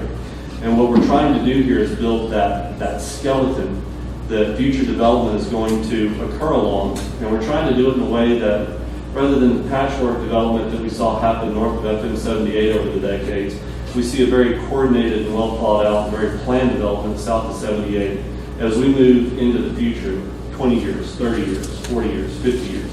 This lays the foundation for that. So I think I've covered the first 2 points fairly well. I think one thing that you'll be very interested in knowing is that SCUCISD vehicles will not be charged to use the Cibolo Parkway. So that framework that we're building, that infrastructure, is going to essentially provide you a way in the future to make sure that you can continue to provide services effectively south of FM 78. Now again, the Parkway route has not been established. What you see there on the map is preliminary. And where we're at this point in the project, we signed a development agreement at the end of February. And so we're moving into phase 1 of this project. Now what that means is that the Cibolo Turnpike is in the process of putting together a pro forma model. So they're essentially doing economic studies. They're doing the preliminary engineering. They're doing everything that they have to do to go back to investors and say, this is what this project is. This is what it will cost. This is how, if you invest your money, you will get that money back. Again, let me say, this is 100% privately funded. There is no tax money involved in this. So there's no city, no local, no state, no federal taxes. 100% privately funded. So they have to be able to go back and show their investors that if you invest in this project, you're going to make your money back with a suitable rate of return. If that doesn't happen, the project dies and we move on down the road. So what this pro forma model is looking at in particular is environmental aspects of this, design aspects, cost, and most important, the traffic and revenue. Traffic is ultimately going to be the key to this whole thing. And so they're not just looking at what is the traffic going to be like at Cibolo. They're really going to have to take a far more regional view. What kind of traffic is on I-35? What kind of traffic is on I-10? What kind of traffic is in Schertz? Obviously Cibolo. What's going on in Marion? What's going on everywhere that could affect the entire transportation network of this region? Because ultimately this becomes a regional transportation project. So once we get through phase 1, and incidentally, phase 1 we expect will take approximately 10 to 12 months to complete. When we get to the end of phase 1, if this still looks good, then we move into phase 2. So what phase 2 is, this is where we start really getting into the nuts and bolts of the project. This is where you really start getting into the detail and you really start to talk about exactly where are these overpasses going to get on and going to get off. How much concrete is it going to take to construct the pavement? How much are we going to have to spend in terms of electrical cable to run street lights that run along this, so forth and so on. This is where they're getting down to. They're really drilling down into the details. This is where you're going to get your final engineering designs. And this is where they really get to the point that you're going to kick this project off at the end of phase 2. So at the end of phase 2, they're going to begin construction. And we anticipate that that will happen sometime in 2018. The agreement is written in such a way that if they are not able to raise the money and begin construction by the end of December of 2018, unless they have a very defensible reason why they need more time, this agreement will end if they can't get to the point where they're ready to start building the road. Again, that would be at the end of December of 2018. One other key aspect that has come up since we signed the development agreement is the more that we dig into this with the phase 1 part of the project, the feasibility study, we see more and more that having a flyover pedestrian walkway at FM 1103 there at Cibolo Valley Ranch, crossing over to Steele High School, would be a very desirable feature for this, because regardless of whether this project happens or not, you're going to have more and more traffic coming around that bend, traveling down towards Main Street, towards 78 along the existing alignment. Being able to get students from that Cibolo Valley Ranch subdivision over to Steele High School without actually making an at-grade crossing, really it makes sense. It's going to be safer. It's, the more traffic you have there, the more likely you are to have an accident there. So this, if we can fund this as a part of this project, Cibolo Turnpike has been very agreeable to that. It's part of an ongoing discussion that we're having with them about a number of amenities up and down FM 1103 to really make this not just building a road, but really address the entirety of the FM 1103 corridor and make it something that is attractive and is usable, gets everybody where they need to go, and it gives us the opportunity to really develop that corridor in a way that really makes, well, to go back to our motto, make us the city of choice. So in a nutshell, that is the Cibolo Parkway project. Are there any questions? First, let me just say thanks to Mayor Dunn for coming here tonight, Mr. Herrera, and council members. I know we always strive to be good governmental partners with the cities that we're a part of, and we certainly appreciate you guys following through with that as well. So, yeah, this is an opportunity for us to get an overview of what's taking place, and if trustees have any questions about the project in general, now be a time to ask those. Okay. Anyone have any questions? Let me ask Mayor Dunn. Dr. Gibson, you can help me out. I know, so we own a fairly good sized piece of property down there on Naperville Road, and is it at the corner there of Lower Seguin? It's close to the proposed that we're looking at. And the staff keeps us apprised monthly on the logistics of it, so we can kind of watch that compared to our large site now. Yeah, so is that Lower Seguin Road one of the crossroads to property that we have? It's Hakerville and Grisby, so it's not quite all the way to Lower Seguin. So you guys are looking at, there's going to be three, once you get past, right in that 78 area, then there's going to be three places where you can get on and off the toll road. So I assume that's not final at this point, that's just kind of the projections of what they're looking at doing. Right.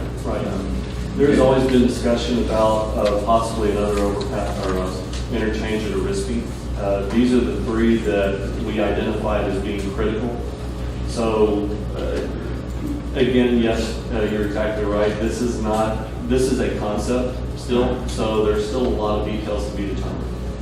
And I would think that once the roadway is built through there, it'd be really tough to go in and add crossroads, I would think. I mean, from a cost standpoint, everything that else. is actually part of our planning process that's ongoing. This is really a foundational piece, but it's not the only piece.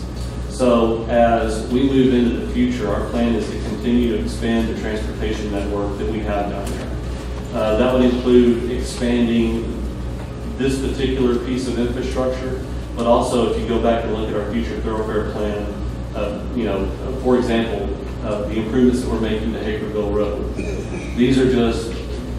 That's just one small part of what we expect Hakerville Road to become in the future, for example.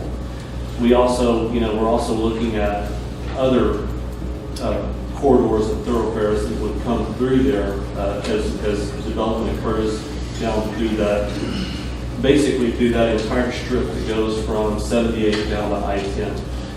Essentially what you're looking at there now is the transportation network that the county built before Cibolo even came close to getting down to I-10. And clearly that transportation network is not going to be sufficient as the city continues to grow south. So along with that growth, we have to improve the transportation network. That's at this point, I think that's a given.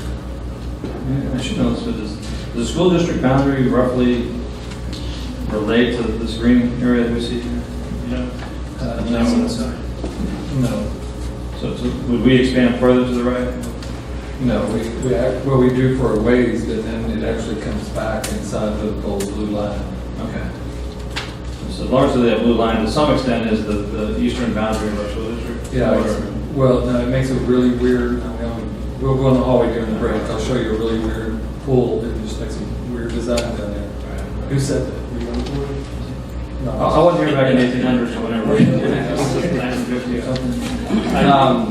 Let me, in terms of talking about where your property is as compared to where this road is going to be, that heavy black line is just to make it very clear and very readable. We're talking about 150-foot right-of-way. Right. So you can slide that quite a ways in either direction to avoid houses, other structures, property that you guys have as part of your fixed plan. So again, I wouldn't necessarily make any judgments about where anything is. This is really just conceptual right at this point, so there's no direct path that you guys have worked out yet. Exactly. That is correct. And Bob Herrera, city manager, I'd like to share that I've had conversations with Dr. Gibson and Wayne and others, and what we've implied is that this route is very preliminary, is subject to movement one way or another. In fact, looking at the piece of property that the school district owns, we talked about making sure that whatever we do, we enhance your property, because a part of that may be a bus terminal and region.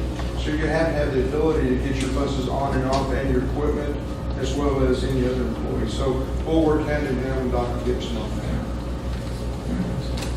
Any further? And Wayne, I guess traffic along 1103, I mean, is this any major bus issues over there now or so? It's lovely. It's increasing. Traffic is increasing. Yeah, so, okay. Since I live right off there, when you Yeah. have this anecdote to that question, I would imagine it gets to be a fairly hairy deal sometimes. If you have traffic, you have up and down level. Yeah, it's, okay. We know, I mean, people are not stopping, moving to that area, so that's not gonna In happen. fact, if you don't mind, I was going to share with Dr. Gibson, we were looking at your demographics that you have on your webpage, and we did some additional work ourselves. We still have approximately 3,300 unplatted homes that I'll say platted, are platted, but haven't been built. And they're all going to have access to FM 1103 within the next 5 years.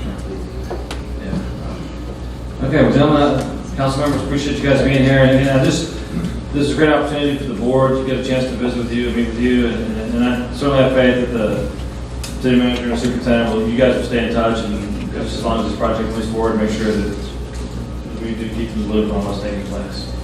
Okay, thank you. Okay, I have one quick question. I'm sorry. The only new news here for me was the potential of the walkway at Rodeo Way. Okay, forgive me, but is that the road that's right across from the entrance to Steel? That's correct. Okay, so you guys are considering, okay? Yeah. It's possible proposals of a walkway for the students to, to avoid the light? Yes. Okay. All right, so if I can elaborate on a comment you made that this is a new thing. This is something that is a question that comes up when folks read our development agreement. It's like, wow, there's really not a whole lot of detail here. There's a lot of detail with regard to the relationship between Cibolo and Cibolo Turnpike, because that relationship is going to govern how we solidify the scope of this project as we move forward into the future. This being a $125 million project, and I'm probably preaching to the choir here with the amount of money you guys spend on infrastructure yourselves.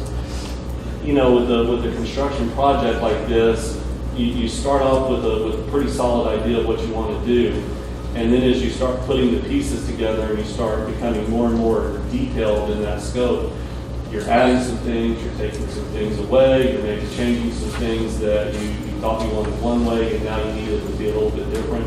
And this is absolutely no different. So the basic premise of this idea is set, but the nuts and bolts of exactly how that's going to happen and the alignment of this road is a perfect example. The fact that the alignment is not solidified yet, that's because until we get to the point where it makes sense to start spending money on finalizing that alignment, it's kind of like you're putting the cart way before the horse is really the best way to put that. So with a detail like this, with the flyover walkway, I would imagine that there will be more details like that we, as we move forward through this project, that we find attractive and add value to the project. I would imagine you'll see more things like that spring up, because again, this isn't just about building a road. It's really about turning that FM 1103 corridor into something that's going to serve the city of Cibolo well for decades to come.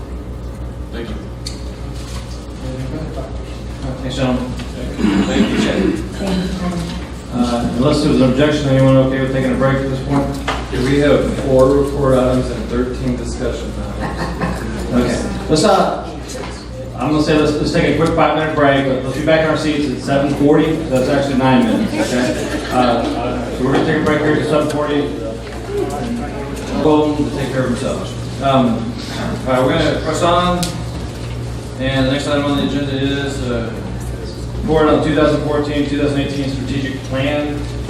Review of priorities 2 and 3. I'll hand it over to Dr. Gibbs.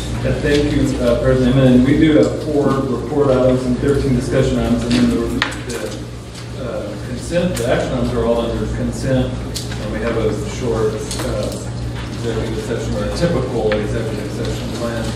So saying all that, if we spend 3 or 4 minutes on each item, we're an hour and a half away from being through the discussion items. So to that end, we're going to be as succinct as possible, make sure the board has the information they need, but at the same time, just understand that we've got to be sensitive to the amount of time that you can stay coherent, and we can too.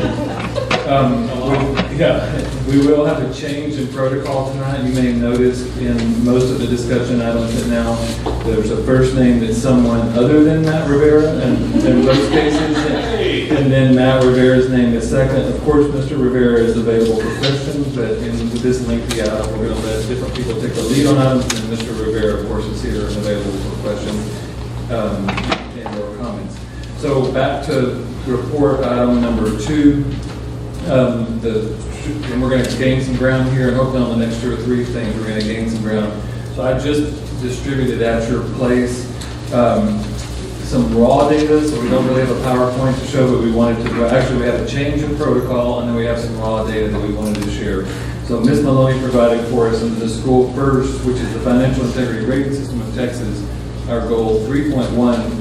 The protocol is about to change, and so all we're going to do tonight is just show you the differences. So Ms. Maloney included a front and back on, and I'm going to just drill it to the point. So prior to 2016, if you notice, the superior rating was 70 through 100, B or above average was 50 to 69, et cetera, et cetera. Under that plan, nearly 94% of the school districts in the state of Texas were receiving superior achievement. So if you look at the next page and highlighted in yellow, for 16, 17, and years beyond that, just look at superior achievement. That's really the bottom line. It will change 90 to 100. We have run preliminary data, and maybe there's something we're not looking at. I don't want to come out overconfident, but we believe that we will still hit superior achievement, but a lot of school districts are about to not hit superior achievement that are used to hitting. And so I just wanted to, you may hear we being a national team statewide, we believe that we're going to hit superior achievement, but I want to prepare you that if we didn't, that's the whole purpose of the system was to recalibrate it and set a much higher standard. Do you know how many years in a row we've been superior? They've been collecting PERS data since 2006. So we have been since 11, 12 years. Yeah. So we have a 12-year streak on the line. Ms. Maloney? Hey, they shooting, it's a moving target. Yeah. Now we're going actually to the service center tomorrow to run our numbers so that all indicators look as if we will. We have all the confidence in the world that you will continue on with these fine jobs, just skinny it. That's why you're in that position. But I'm going to be remiss of me to say this is not anything she's done. This is the data from last year. That's correct. Right. So if we don't hit it, that's not correct. So when you're the one making the presentation, Yeah, okay, fair enough. We've been telling her that. You will take the credit when we have those good numbers, right? A healthy fund balance is really what helps this because they're looking at financial solvency. The second component of this related to our priority 3 related to stakeholder satisfaction. Tonight we have some raw data that we just received, so we don't have this pushed into PowerPoints and anything else, but we want to just put it in your hand tonight. So as you're probably aware, we talked last year that the TASB Engage went out of business right when we were just getting ramped up and had 3 years of trend data. They decided to stop doing that. That's fine. We picked up with Streeter Education to outsource this for us. So far, we've been very pleased and impressed with the way that they run their analytics and the way they run their data. This is not meant to be a comprehensive report tonight, but to put this in your hand and let you mull it over. We will have this compressed into our strategic plan report this summer. We're going to talk here in a little bit when we talk about budget. Well, and actually, I can probably kill the next. Well, no, I'll wait. We're going to need some time this summer when we talk legislative stuff. We're going to need some time time this summer. So, we're gonna go through this in more detail, it's just to get it in the hands of the trustees. Yeah, I wanted you to have it in your hands. We got it last week. That is correct. Everyone okay with that? And we sent it out in the board update. I just want to make sure you have it in your hands. We'll give you more detailed results this summer. Is that it for everyone? Yes. Any questions, comments? All right. If not, next item on the agenda is report, May 2017 construction update. Mr. Bruschke.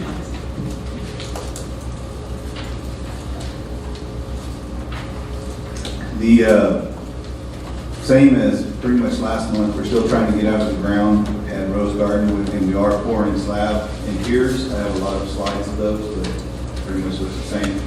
There's dirt and concrete, but we have started pouring the foundational slabs on the east side of the building, moving towards the west, towards 1518. So another concrete pour is scheduled for 2 a.m. on the 25th, I believe. We just did one last Friday, and we're moving forward on that project. It's going fine. Bartlett Cock will be placing their job trailer probably here at Clemens in the parking lot Friday, and moving forward on that to get started in the back for the new CTE building in the upcoming week or so. So that is becoming closer and closer to reality. And then once school is out, it goes full bore underneath the slab with the underground utilities. So HVAC is primed and ready to start as well once school is out at the Watts, Wilder, and Jordan. So the contractor is ready to go there. So we have 2 contractors on standby for school to be over, and one is moving forward positively. Okay, very good. Our next item is report debrief of the Tutor Monthly Webinar. Thank you. This last month, Mr. Chairman, I just had a chance to look at this, and we still left it in draft format because it's open to board discussion, of course. But as a part of our work with Studer on the different analytics that they run for us, we qualify for monthly webinars, and I've been intending to do them for like 8 months in a row and had conflicts 7 out of 8 times.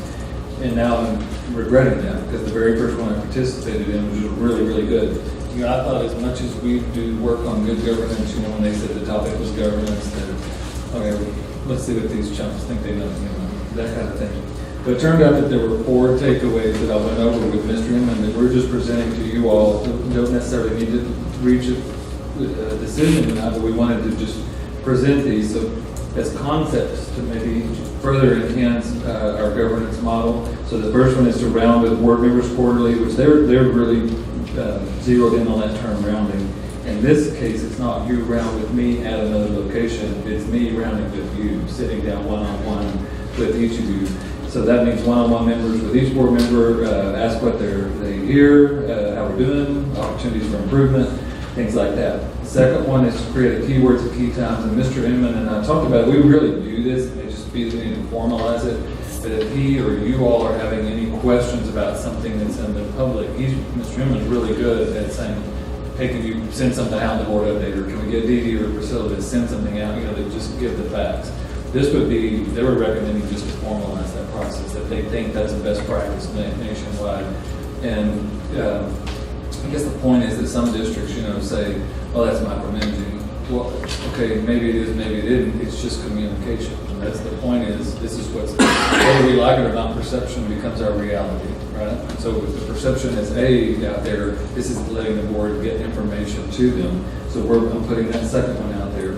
Then the third item is that each month at the end of the board meeting, and we do a lot of this, and I appreciate how much we say, what are you working on, or what events did you go to, but we may also add, when we look at the calendar at the end of the meeting, to what training do you believe you need, what topics are still unclear to you, and then we can build that into future workshops, perhaps, and/or set aside separate training.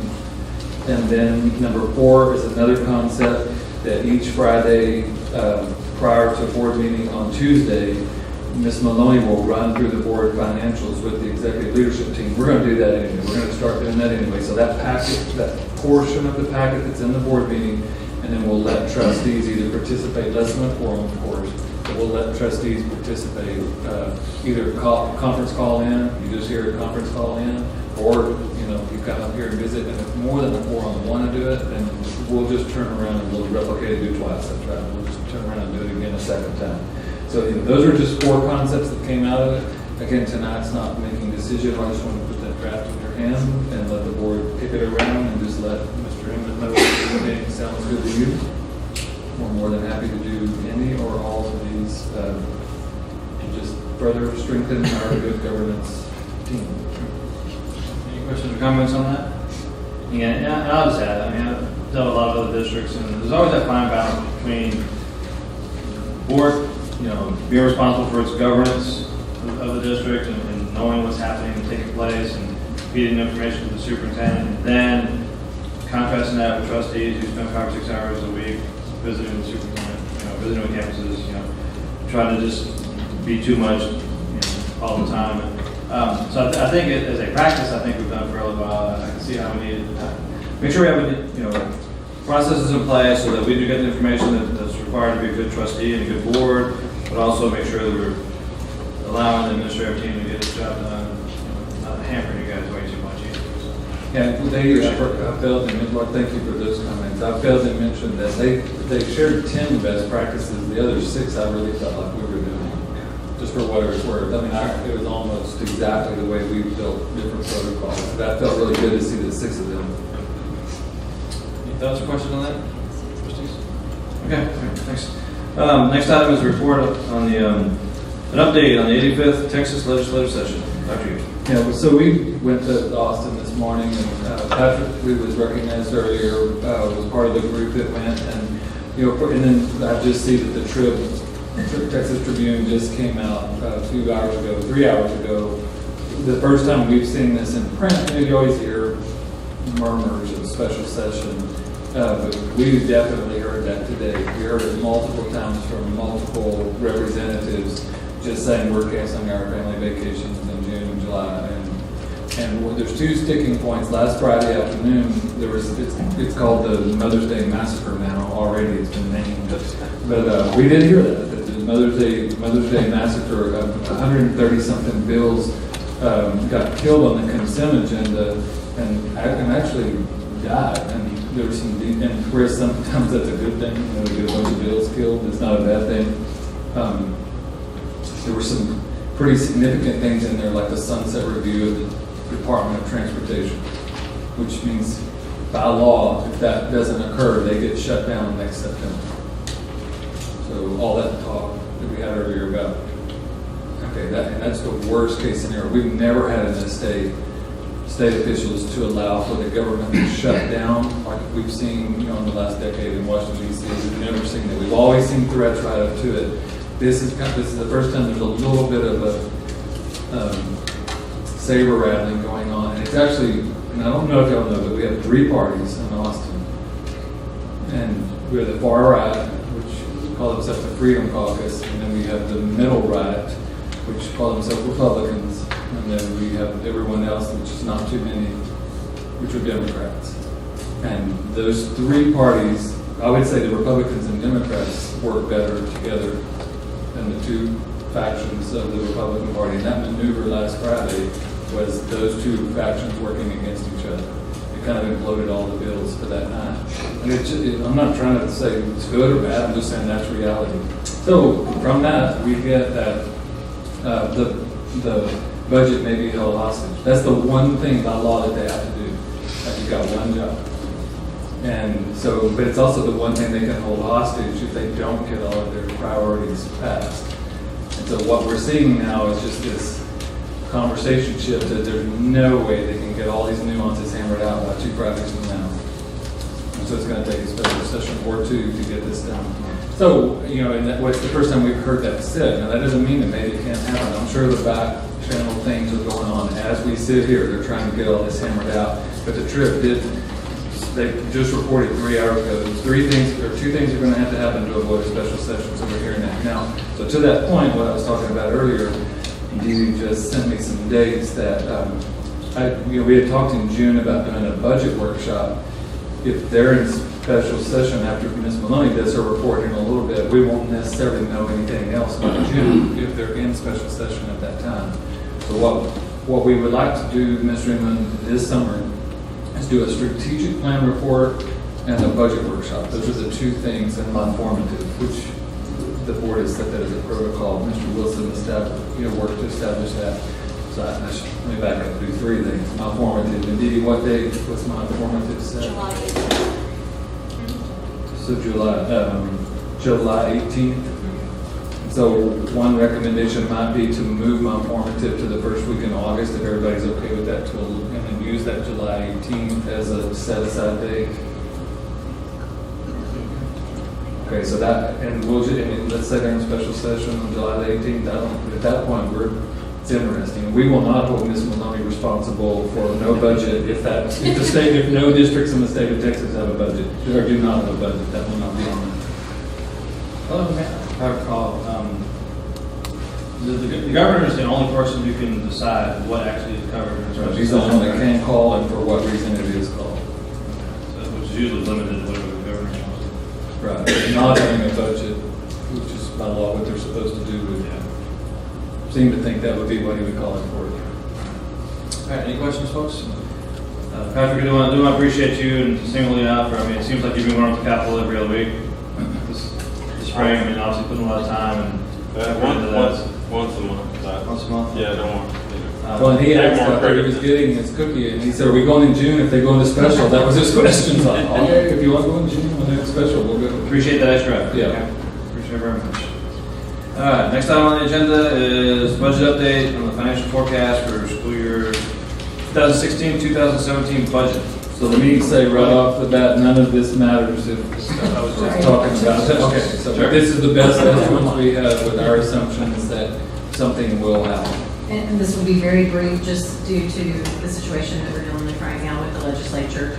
And looking back to the 16-17 budget, or the one that we are currently in right now, we can review, we've reviewed this before, it's our enrollment data and our ADA. I would call your attention to the 4th and 5th 6 weeks. Those are a little lower than we normally achieve, and we have that data. So one thing that we've started to do in the PEMS department is tracking all aspects of attendance. We're not just tracking weekly attendance, but we're looking at Mondays and Fridays, and we're seeing some things there, and our principals are getting that information every Monday and able to start studying that and seeing if they can develop some plans to help that. This is the 16-17 estimated general operating budget, what we adopted last August, and then what we forecasted that we'll close at August 31st, 2017, whether we have a budget for next year or not. This is where we'll close at the end of August. It does reflect all of the amendments that we have passed, that the Board of Trustees has passed over the course of this year. I think we have one more tonight in food service. So I would call your attention again to the state revenue. The reason that is where it is at this point is because of the property value protest and close to $1 million that we received in monies that we should have received 2 years prior. The reason for the salaries and benefits, the lesser amount, is we did freeze, as soon as we knew about the enrollment, we did freeze all of our fast growth positions. And then, of course, that EPP throws everything off, but for supplies and materials, the reason that's over is because we pulled out of fund balance for the expenditure projection plan. But currently, we are planning, as we discussed the other night, to put back in about 2.2 million, possibly 3, up to 3. Paige, what assumption did we use on local revenue tax rate on this current year budget? We are still at 6. 6%. And I'll talk about that in just a little bit. What we're working on now is trying to get in that 2% raise, and raising that local taxes to 7%. But we, no, on this budget, we used 6%, and we achieved more like 7. Yes. And that was that's part of that 2.2 in the bottom line corner. Yes. I mean, it's It's not as conservative as we've done in the past, but if we take it to 7%, that will definitely help. Yeah, but so I'm not talking about that budget, I'm still Oh, talking about this budget. yes. So part of that 2.2 down there in the Yes. bottom right hand is that we achieved Yes, more than, because I absolutely. want to reference that in just a second. Absolutely. I want to say what you just said in a second. We reviewed this the other evening in the budget workshop or the EPP workshop, and as you can see in the first column, the ending fund balance assigned, we talked a little bit about that. That's something that goes back many, many years ago. That's money sitting there for disasters, catastrophes, whatever you might have. So we do have that there. You can see that the footnote 2 was because we took out the EPP, and then the footnote 1 was the remaining balance for the pool and the Wilder renovation. We did add $2 million for the board policy that says we have to hold 90 days of operating costs. We pushed that to $29 million. And we have a negative amount added to fund balance because we pulled out the EPP. But the difference in that is would be what we're going to end in unassigned. So Dr. Gibson, did you want to Yeah, talk so a the little about bottom that? right number is unassigned, meaning that is this calculation eligible for utilization against the EPP, if that's the number that we generally look to, is the bottom right hand number. That means we've met all the rules and all the criteria, and that's left.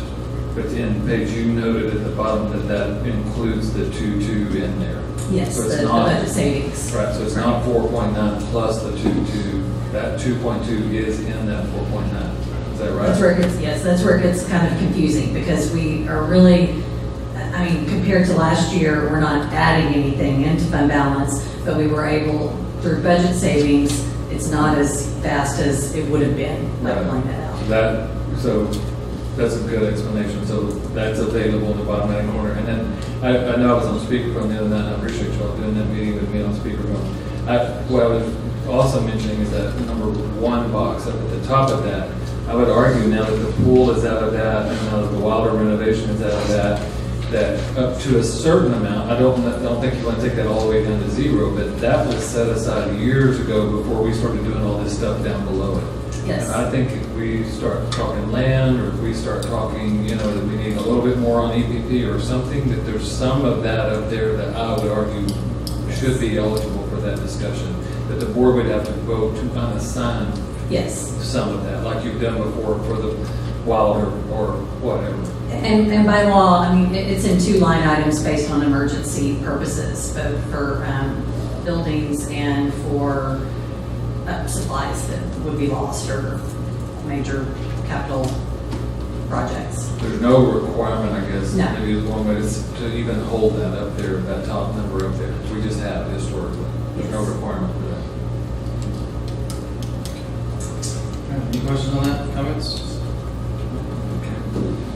Thanks, Mr. Maloney. Anything further? Just We have just if you want that, you've seen this all before. Right now, we're basing everything on the low scenario of 15 804 students. That would be a growth of 358 students from where we were, I believe, 2 weeks ago on Friday.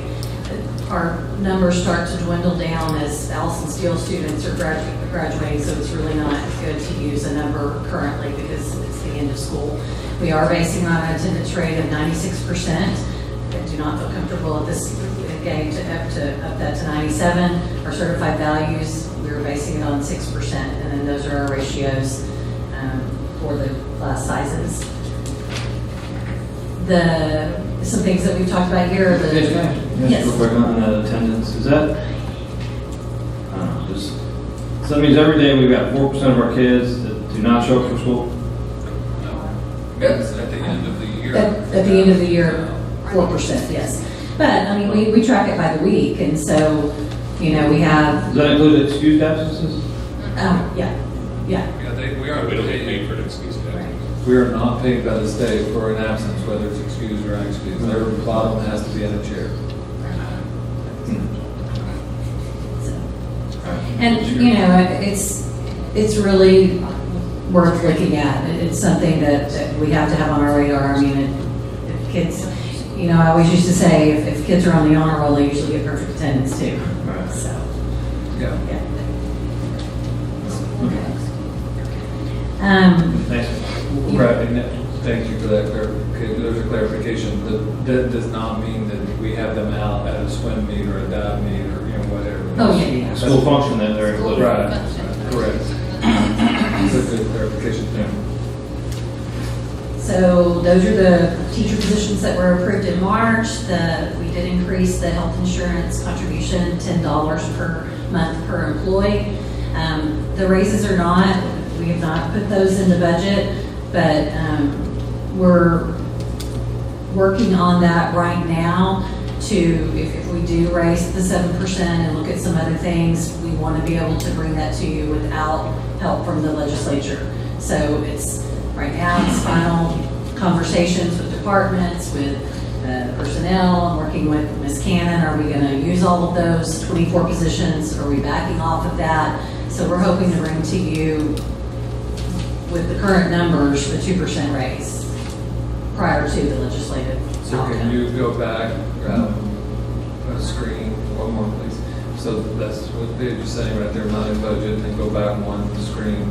So if you take that fourth assumption, certified values, and you change that to 7%, then there, now if you go forward a screen, we can, you know, get close to that 1.7 million. The problem right now with the legislature, though, anytime that your property values are, and this is a side note, but anytime your property values are going up your state, what's coming in from the state is decreasing.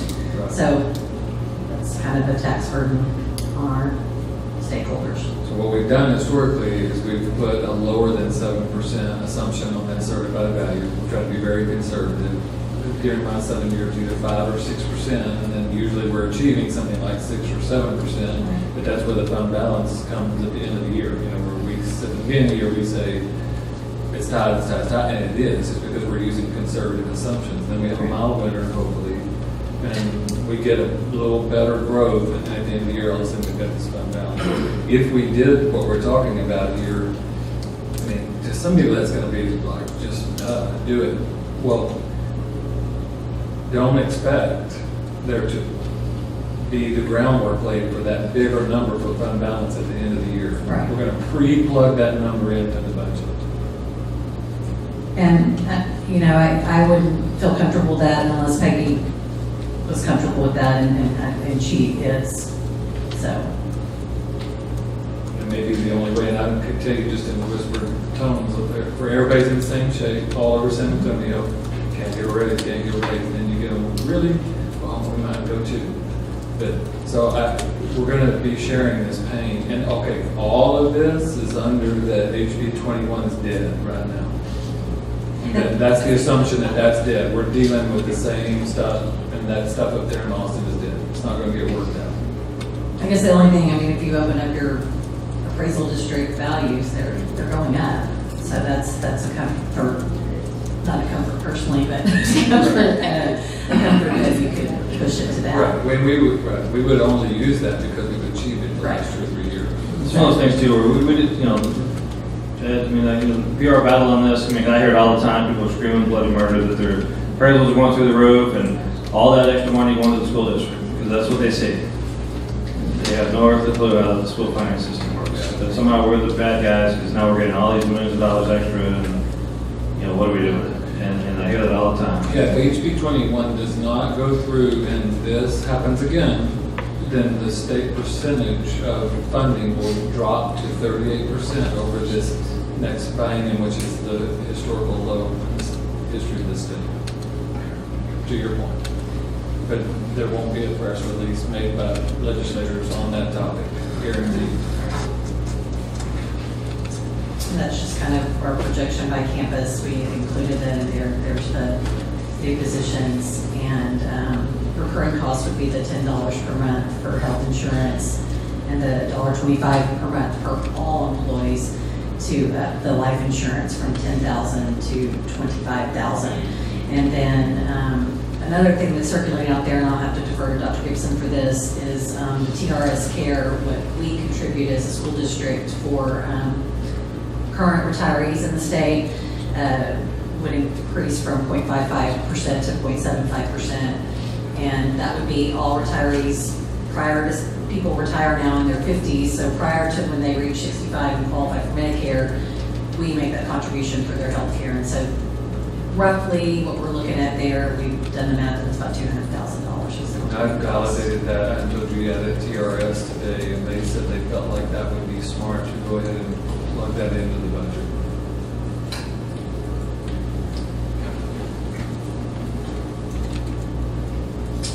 Does that mean any questions? Any questions? We're good? All right, thanks, Mr. Long. The budget workshop is either in June or July, well, depending on what happens in Austin. And then that's when we'll start narrowing the set down. Aren't you up for the next item as well? CDC local. There we go. Oh, is it? Yeah. No, just, next item on the agenda, discussion local policy update affecting the local policy CDC, dealing with other revenues. Mr. Lonnie? Yes, CDC, when an update, or update 107? 107, yeah. In update 107, there were some major changes to CDC local, legal and local, not only the content but the title of the whole thing. And we were a little bit concerned moving forward with what they said is crowdfunding and online fundraising. And so we wanted to get a little more clarification from our policy analyst, and she's provided some samples for us, and then also how you would develop an admin regulation if you were going to include that in your local policy. We were not comfortable with that at first, but after some discussion and being able, if we put that out there, we think that probably what's happening, people are already doing this online stuff, and as we move more to that, we're getting ready to go to online pay for all of our activities. We think it would be best to put it in there with an admin reg that would say you have to get permission from the administrators. Any question on that? Amy? That's like the donor.org, that, Yes. all those, yes, because I heard, no, we can't do it for teachers, I heard, yes, you can, so I think Yes. there probably needs to be some yeah. And I do think it's a generational thing. I mean, at first, all of us were like, oh my gosh, no, we're not going to do that. But then when you realize, we're going to have to move forward with the digital age and that sort of thing. Yeah, I walked into a hotel the other day and paid with a check, and I thought the young lady was going to swallow the tongue. It was just unbelievable. So, I mean, she shamed me, but okay, I put it up and I got my Merry Christmas. Any questions? All right, thanks, Rich. Next item is discussion, consideration of broadcasting regular school board meetings over the internet. Long story short on this one, there's some items of interest the other day from the Civil City Council, and I discovered that they were actually, I don't know what it's technically called, but you could watch their council meetings live. Live stream, and wherever you happen to be. And I just thought that was kind of neat that they did that. It's legally not required. I think we're legally required to tape it and then show it a day or two later or something like that, or at least have it available to the public. But I don't know what the extra cost would be, if anything, or the inconvenience or hassle and whatnot. But so I think, you all said we have the existing equipment, is that right? We have the equipment. The only cost that we can see at this time is that we would buy an additional SD card, just in case the one we were recording on at the time died. Okay. Or streaming through at the time died. They mentioned they use some group called Granicus or something like that. I'm sorry? Granicus is what they, I don't know, that's the program that they use, I guess. But I haven't heard of that one. I know nothing about this. But I think, so I guess from a technological standpoint, it's not overly complicated to live stream. And then I don't know if legally or whatnot we need to change policies or anything along those lines. Because once we start this, then we're going to pretty much be obligated, I would think, to continue doing it. We're letting the public know that that's what we're doing, and I'd hate to have a situation where it doesn't work, or for some reason we're not doing it appropriately or whatnot. Right? We'll check with our policy analysts, though, and just ask if they have recommended policy for districts that are doing it. I didn't think about that, so we'll see what she said. And when we do workshops too? I think we're just talking the regular. Just board regular, meeting. that's why I was just wondering, to clarify that too. So, I just threw this out there just for conversation again. It's not something we have to do, but I just thought, being good governmental citizens, so to speak, and typically the more open you are with the public, the more accountable you become, and the less opportunity you have for doing things you shouldn't be doing and whatnot. I mean, if the public knows what we're doing, and then we know that they have the opportunity to watch us live, and hopefully, then I doubt you're going to have thousands of citizens sitting home watching us. You never know.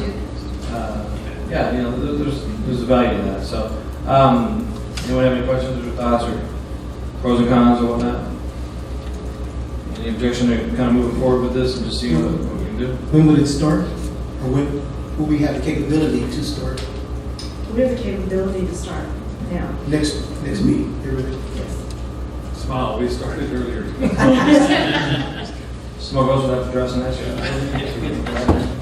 Or whatnot. But, yeah, let's just, so I guess, Dr. Gibson, if y'all want to move forward with it and then just kind of keep us posted as to the specifics of what's taking place, and we'll go from there. I don't know if that means they need to put a camera up there in the front. We'll have that conversation about the broad angles. We'll probably Yeah. need to look at a few other. Well, I mean, that would depend on, do you want multiple cameras? That gets a little more complicated. Yeah. If we just use the one camera, it's pretty easy to do. So what's your vision?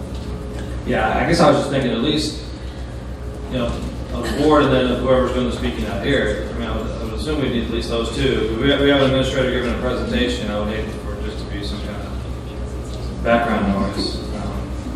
This is my thinking. But, yeah, so- Then we'll need to test that and Okay. just kind of play around with that and see what it's going to look like. How's it What if we should push off for August? That's a great idea. That'd be good. Give us a couple of months to test everything out.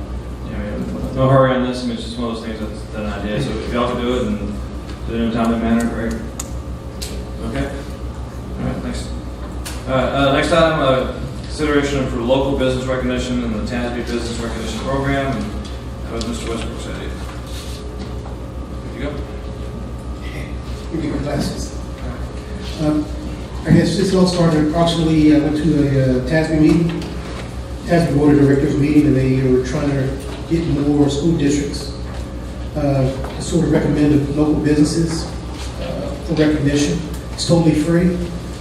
And I'll read from the background information. In fall 2014, TASB launched a business engagement initiative. We want to honor the business, community groups, and support public schools, share information about outstanding school business collaborations, and encourage more businesses to become actively involved in helping students, teachers, and schools. Businesses Standing Up for Public Schools is an annual recognition program established by TASB to celebrate the important support provided in local communities. To express appreciation.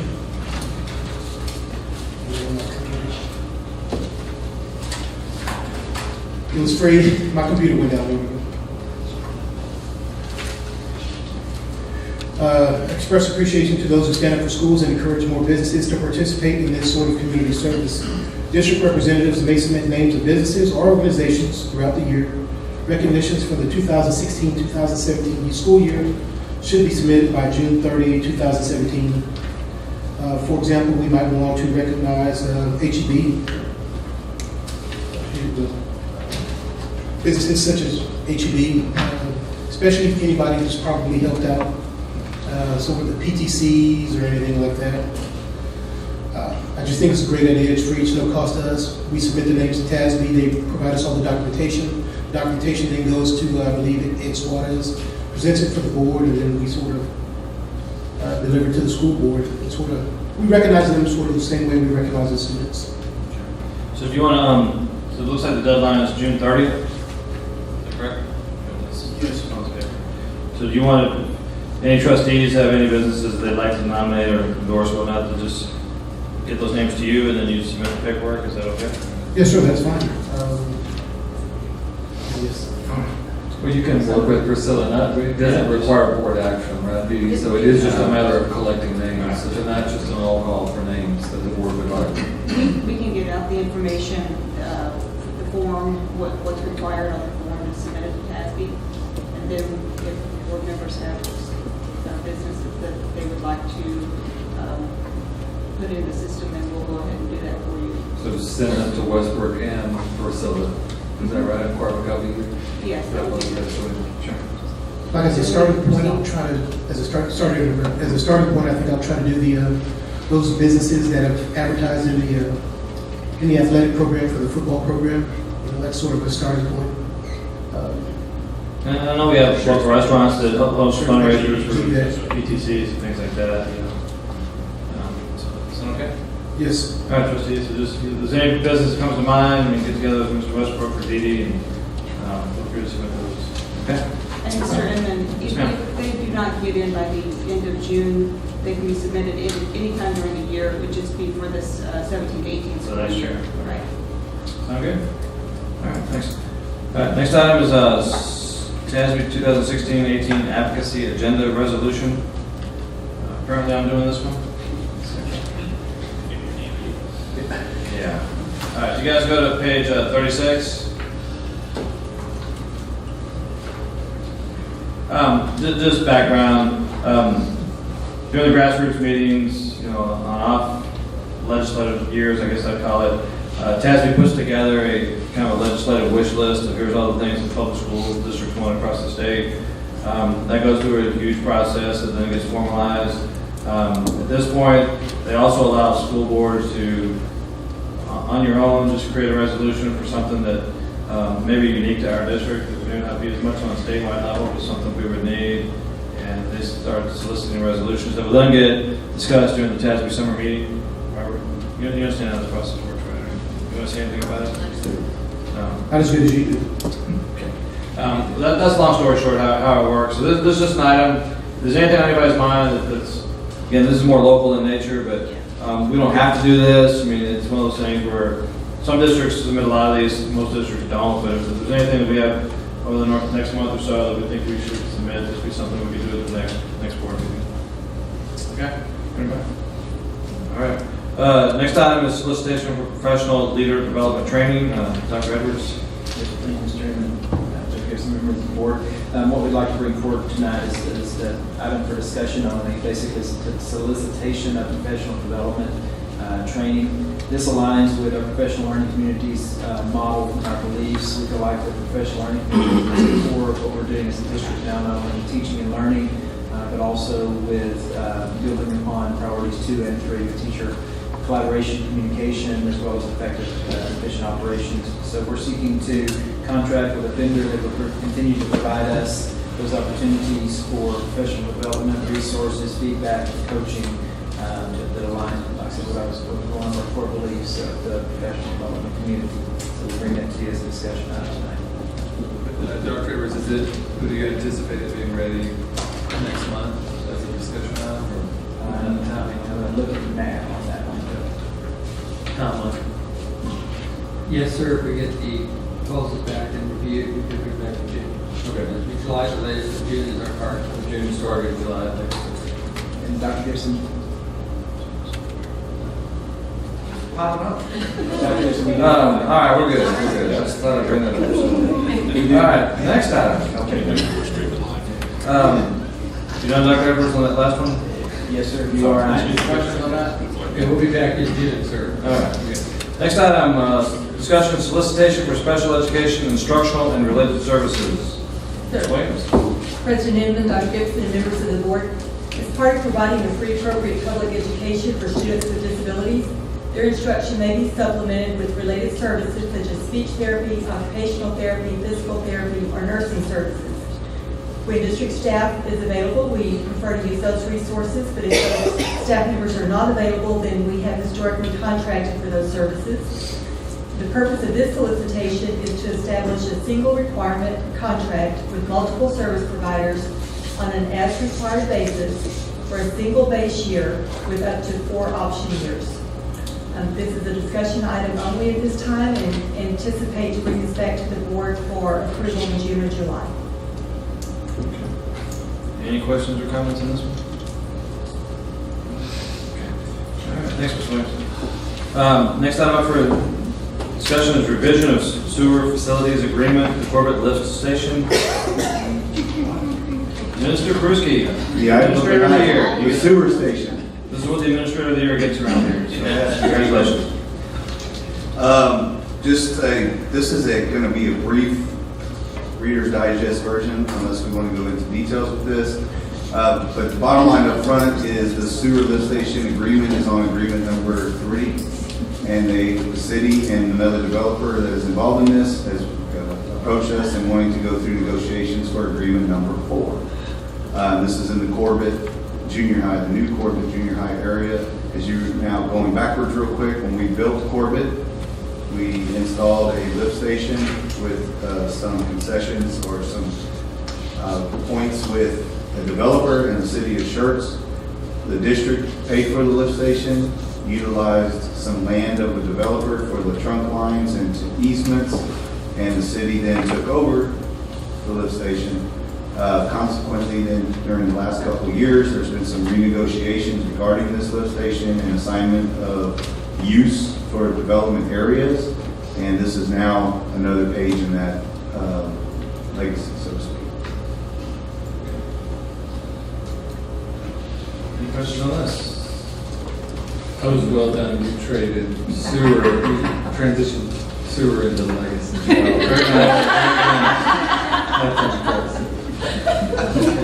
So that agreement would come up next month for approval? That is possibly an option. We could go down as far as August. This could take a while. All right, I'll leave it at that. Next item, discussion interlocal agreement with the city of Schertz for EMS contract services. Mr. Rivera. Yes, sir.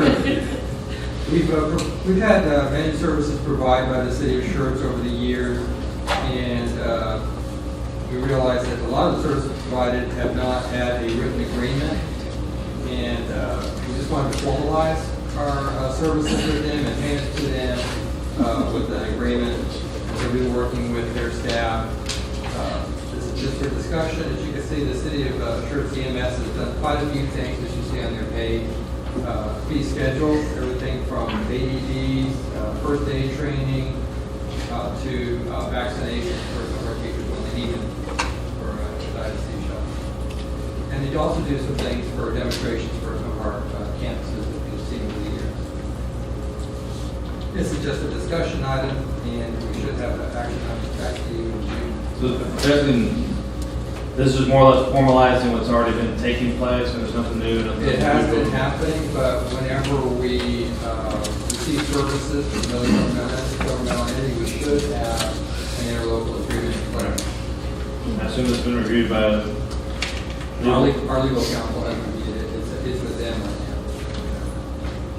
So this will come back for approval at the next month's board meeting? It's in their hands right now. They think that they'll have it done. So, anything on this? So they would,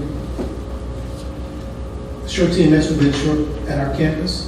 Well, they've been doing that now on an as-call basis, and like an ambulance standby service, for example, they'll be there, but they're compensated for their time. We just like to formalize that to who's not an employee, who's paying insurance, et cetera, like that. So no question in case something happens. Okay, yeah, it's formalizing it. It just brought to mind, I know when I was a paramedic, we'll discuss how good of a paramedic I was, but anyway, I know sometimes you can't transfer, you have to transfer to a higher level of care. And since we already have RNs on campus, theoretically they're transferred to a level of care a little bit lower than as a paramedic. I don't know how that works, or if there's exceptions for the school district or not. Typically, those games are Friday night. He's talking about football games. I'm sorry, yeah, I'm talking about football. Not if they show up at school. Yes. Okay, all right. There's no arguments. No worries. Thank you very much. Hey, but the question is, to follow on that, do we have the same contract with the police that work football games as well? Because I guess if we're contracting Schertz EMS to provide the EMS services for the football games, are we required to have the same contract for the police that work the football games? All right, so are the police, are they working as employees of the city of Schertz? Or They're working for the... Right. So that's an individual contract consulting agreement with the individual, or not another governing body. Everybody okay with that? All right. Okay. All right, next item is discussion of district website design and support solicitation. Dr. Burkholder. Thank you, President Inman, Dr. Gibson, members of the board. Our website was designed and implemented 9 years ago, and the company that hosts it was bought out, and the platform has been declared end of life with support ending on December 31st of this year. And our website is one of the first places that people go to learn about the district, to find information, to decide if Schertz is a place they want to move to. In the 9 years since it was designed, our district has grown and changed significantly. So the purpose of this solicitation is to evaluate website design and support options that are available to us to be able to put our best face forward to meet both the district and community needs.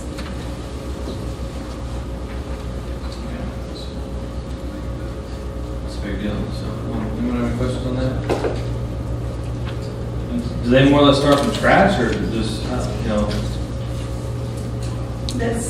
We need to look at that. There's a possibility to just migrate. There will be some redesign, but it'll just be a matter of, what's the best use of our funds and what's going to work best for the district.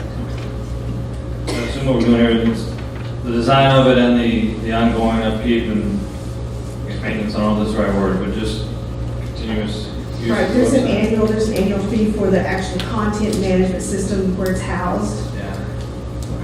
And design is additional. Any question on this? How much does it cost us now?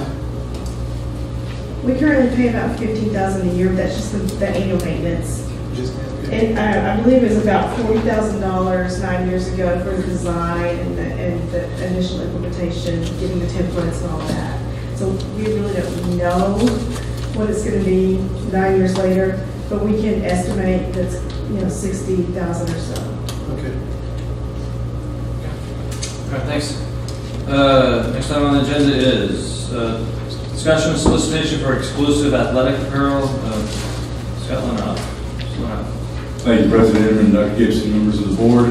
I'd like to present the possible solicitation of an exclusive rights agreement in which a sports apparel provider would offer the school district product rebates on uniforms and equipment for 5 years in exchange for high school varsity athletes wearing their products during competitions. Uniform branding has reached a new level for student athletes at the collegiate level, with universities aligning themselves with a single brand. This trend has trickled down to the high school level and is a unique opportunity for SCUC. As a district, we would also solicit deeper discounts off suggested retail prices on their line of products, buy one, get one uniforms, individual team stores, and rebates on facility signage.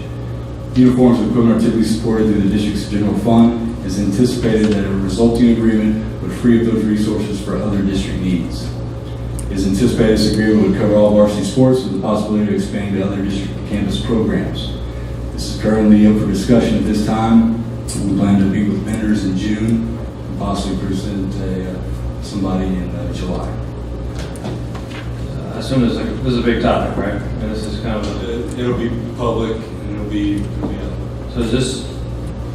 Assuming if we did something like this, is this district-wide, or does each, the Clemens and its group, or Steele and its group, just we would each make a selection, or is it district-wide? We would probably push for a district-wide, one brand, everybody under the same logo. So you're gonna have the big Adidas, Nike, whatever. Those would be Under Armour would be the third. Okay. So they're looking to give us, I assume, significant discounts in order for us to wear their apparel. With the high profile, some of the teams we've had are state, nationally recognized. They solicit us the last 4 to 6 years, right? And with us growing, I think we're pretty attractive.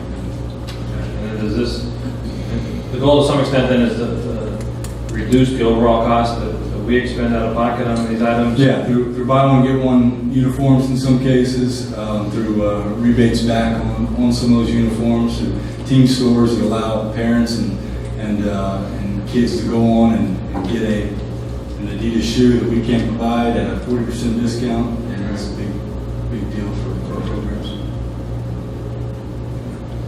Is there just cost savings, or is there generated revenue also? There could be some generated revenue as far as money that is rebated back, percentages back to the actual program themselves. That they could again spend with that company on whether, in some cases, hard goods, depending on the vendor, or other items. And then do we possibly then provide other marketing opportunities, you know, whether it's signs in stadiums or something like that, or is that part of this, or is that a whole? Some of the vendors have, and I think Nike's kind of led the way on that, and Under Armour as well, of teaming up with sign companies to help you out. I estimate at Steele High School we're probably spending $2,000 to $3,000 a year on signage around the facilities at times, and that's something you can get some help with. Just a quick question. In the other district, is there any other districts that have gone to like an agreement like this before? Yes, sir. It's I can think it started in Dallas, like a lot of things athletically do, and then kind of trickled down. Judson has signed a deal with Under Armour and Nike for their 2 schools. Northeast just did an Under Armour package with BSN. Alamo Heights did an Adidas deal with Cardinal Sports, and I know Northside is looking at it. Comal is looking at it. I don't think they've sealed the deal on anything. Thanks. So I'm noticing Mr. Goodman has a Nike swoosh on his glasses right here. So Did I get it for free or for any discount? whatever it is, glasses. You really do. I do Nike. We got a question for Matt. Yes, sir. You know, Matt, some of these things that Mr. Lenoff was talking about, like rebates and stuff like that, what kind of mechanism do we have in place for the accounting department to realize, okay, we're getting a rebate of $5,000 or something. You know, it has to flow through, you know, it can't stay at the school. Right. It's got to come to the district, it's got to come to those funds. You know, and these agreements, you know, I work for Coca-Cola, I understand what marketing agreements are, okay? And I know what exclusive marketing agreements do. But how that money flows, I've seen it not be handled correctly. You know, so do we have a policy in place? Our policy is a financial policy, actually. When we receive any cash rebates, as we do right now, every year we receive thousands of dollars of rebates from some of our contracts. Right. They all go into the general fund. Right. And the district distributes that where it's required. And some of these contracts, coast to coast, from Oregon to Maine, as coaches, or as Scott had mentioned, you can also, instead of a rebate, you can also receive a credit. Many of them will receive $50,000, for example. I'm not saying we're going to do that, but you could receive $50,000 in credits, so you could use that with that vendor in lieu of cash, and you've just extended your budget that much further. Instead of them giving you a check for maybe $15,000, giving you credit for much more, that's a value. But we'll be evaluating all those proposals that we do receive. It's a big step for us. We haven't done this before, but we'll see what comes back. I'm sure Scott and his team will be doing a good job of evaluating all those proposals. I just don't know how you put out a solicitation that comes back to us the way our solicitation process works and says, you know, we may give you a rebate next year on something. You know, I don't understand. I wouldn't understand how that works. You know, I just wouldn't. I want to protect our employees of this district, you know, from collusion or from fraud or theft. I wouldn't want anything like that to happen to someone or potential of that. And that's probably, I won't say why finance drafted the policy the way it is, so that when we do receive rebates, whether it's from the TASB buy board or our Office Depot contractor or even our auctioneer, everything goes into our general fund and through finance. So no cash is going into anyone's. No, I understand. But sometimes we don't know that it was received. Right. So anyway, just as you're going through there, just hasn't happened here. Hasn't right. Well, because we've never done it. We never had one of these, right? Yes. Okay. All right. Having said that too, I mean, I know with the school finance system and the ongoing state of flux, and you know, with our programs being as successful as they are, more high profile than they probably have ever been, plenty of folks are trying to come up with creative ways of raising funds for public schools, and no harm, no foul. Our athletic programs are doing incredibly well. That they deserve part of that, but it is also increasing funding for the overall school district.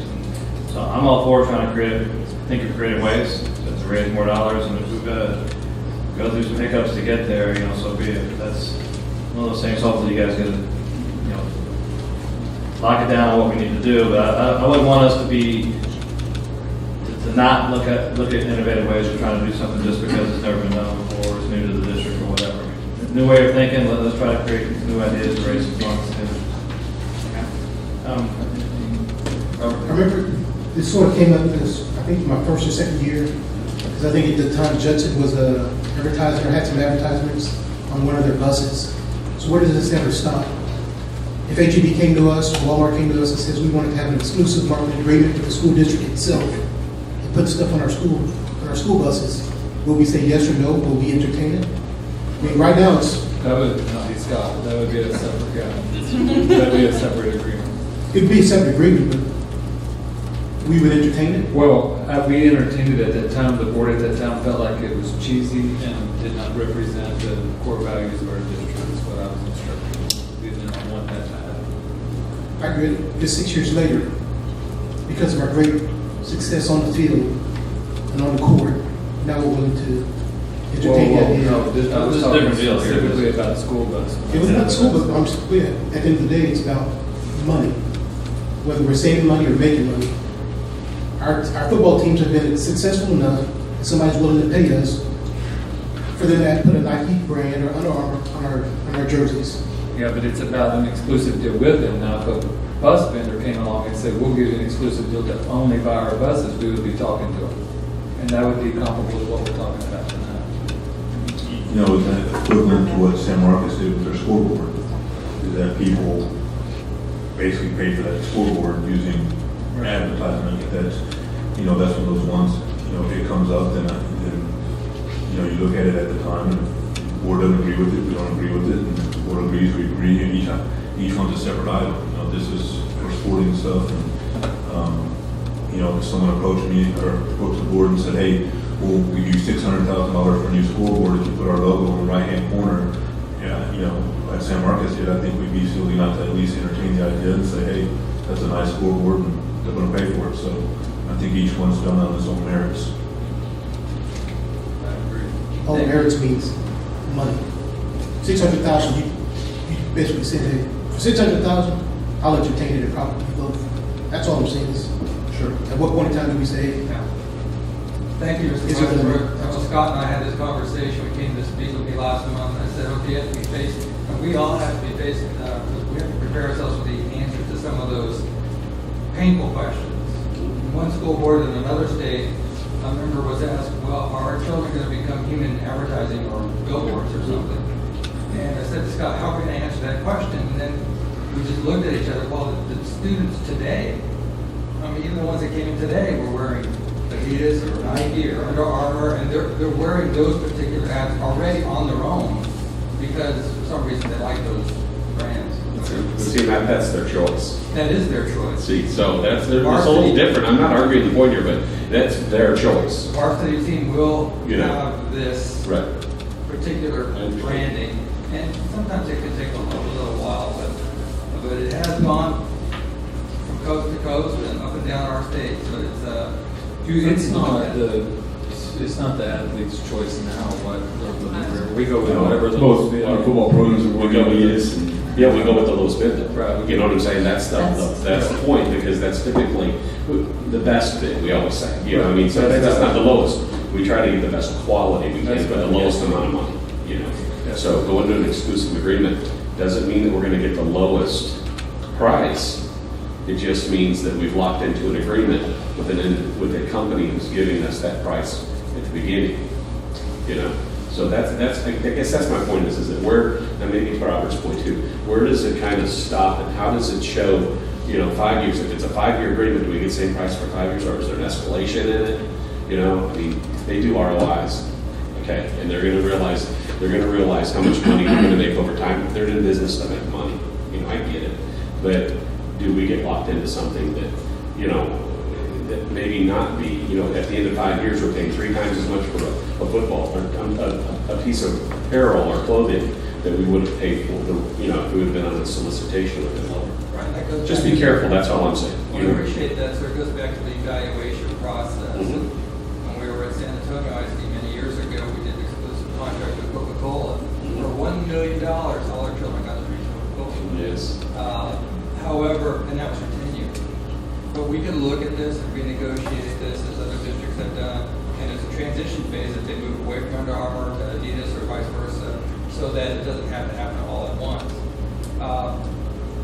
Thank goodness we're not here at the bleeding edge of this, so to speak, so we can look around and see and learn lessons from others. I've already spoken with Justin, and why did they split their bid? There's pros and cons to that, so we'll learn lessons from our neighbors and how they did it, so we can do the wisest agreement that we can on behalf of our students. And I also want to say some sports pay for their uniforms, so that would be a cost that would be passed on to the parent as well. So that's something to think about as well. And I have one other question, just because I might have missed it. If we go with any brand, doesn't matter what it is, we would exclusively go with that brand for uniforms for every organization, for the most part. It'd be, and that'll come out whenever we hear the solicitation. Adidas may provide everything except for wrestling. Nike may provide everything, including wrestling and swimming. So that'll be a part of the evaluation. It'll be a big part of it.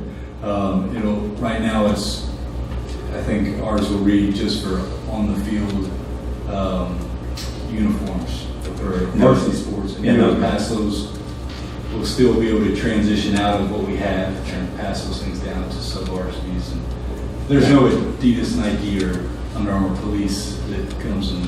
That's. And that was my question: is if we went with one brand, doesn't matter what it is, just say Adidas, just for the purposes of this, would they be able to fill the needs of soccer, football, baseball, wrestling, everything?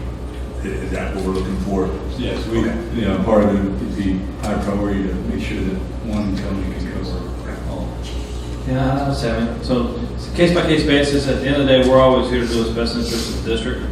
That's just a determination you make on each case. And honestly, I'll go back. When I first got on this board, believe it or not, we had a gentleman who was going to donate quite a bit of land to the district if we would name a school after his mother. And it was one of those, she has no connection to this district, and we decided not to take the property. But it's just, you don't always just take something for nothing just because somebody wants to give it to you. So it's just a case-by-case basis. So, yeah. All right, anything further on this? We're good? What is the timeline you all anticipate? Please. All right, we still have to, we wanted to bring it to the board to get some discussion feedback. We have some drafted, some preliminary ideas, so we've got before the board with a recommendation in July. And I don't want to drag this any further. Scott, it kills me because I always thought athletics was especially a uniform running around on the field. And when you see college football nowadays, you don't even know who's playing because every week the uniform changes. So you don't even know what team you're watching anymore. So to what extent are you guys, the students participate in this to some extent about what they think is cool and what they want to wear on Friday nights, or is it just coaches are solely in control of all that, or how do you guys have those discussions? Like I said, a lot of it goes back to the quality and the uniform, really what the kids want to wear. It's we're buying the uniforms, so I think this is just a way to help us cost-wise. All right, everybody good with that? Okay. Next item, discussion conveyance of easements to GVEC on Homestead sites. Mr. Rivera. I'm going to turn that over to Mr. Yes, thank you. Briefly, again, this is on the Homestead site on up around the northeast corridor, 35. And in order to bring the proper utilities there, especially on the electrical side, which is this item, they were having to grant some easements to GVEC. So the documents are being finalized, and because of the situation involving property, bringing it to the board. So this will be brought back to the board in June or July once the documents are totally cleaned up. One quick question. Is that underground electric utilities up there, or is it above ground? I'm just curious. Above, I believe it's going to be above. Right. Anything further? All right. Next item is a discussion solicitation for high school career readiness instructional materials. Ms. J. President and Dr. Hughes and members of the board, the purpose of this solicitation is to purchase instructional materials that were not on the State Board of Education's Proclamation 2017 list of adopted materials or publishers. These purchases will be made through the IMA disbursement or instructional materials allotment disbursement. and so that these adopted materials will meet the TEAS requirements. It is a requirement for high school career readiness programs for healthcare careers, specifically the 2 CTE courses of practicum in health science and veterinary medical applications. And these materials will support student learning leading toward the completion of exams and for potential certification. And after proposals are received and evaluated, the recommendation will be brought back for the board for review and approval. Question on that? When do you anticipate? June. All right, any further? Okay, the last item, just to kind of go back over this, so, you guys know we usually try to bring everything up to discussion one month and then have it on the consent agenda for the next month. There's no reason to pull it for individual consideration. And it looks to me like we have items 7, 11, 12, possibly 13, 14, 15, 17, and 18 on the next June's agenda. And again, you guys can always pull that for individual discussion if you wish. So, any questions, comments about that? No? Okay. All right, that ends our discussion items. We now have action items. First item is the consent agenda items, A through K. Would any trustee like to pull any of those items for individual discussion? Vote. Seeing none, do we have a motion on the consent agenda items? I move that the Board of Trustees approve the consent agenda items as presented, A through K. Do you starting to read each one? A through K. Do you want to read each one? I will. That's good. So, we have a motion and a second. All those in favor, please raise your right hand. Any opposed? All right, motion passes unanimously, 6-0. Anything further? At this time, the board will then go into closed session. Pursuant to Texas Government Code sections 551.074 to discuss personnel matters and 551.072, which is to discuss possible sale or purchase of real property. So the time is now 8:56 p.m. and we estimate that we'll be in closed session for how long? 30 minutes or so, and we'll come back out and take actions as appropriate. All right, it's now 9:33 and the board is out of closed session, and 2 items that we discussed in closed session, one dealt with potential purchase of real property and the second dealt with employment issues. So we'll take this in order, just dealing with the employment contract for personnel. First item is discussion pertaining to the employment of the campus principal for Cibolo Valley Elementary. Ms. Cannon? Yes, the position of campus principal is replacing a budgeted position for the 16-17, actually 17-18 school year, depending on the candidate availability. We're planning for the 17-18 school year. Funded from the 17-18 general operating budget. We have a motion on this item?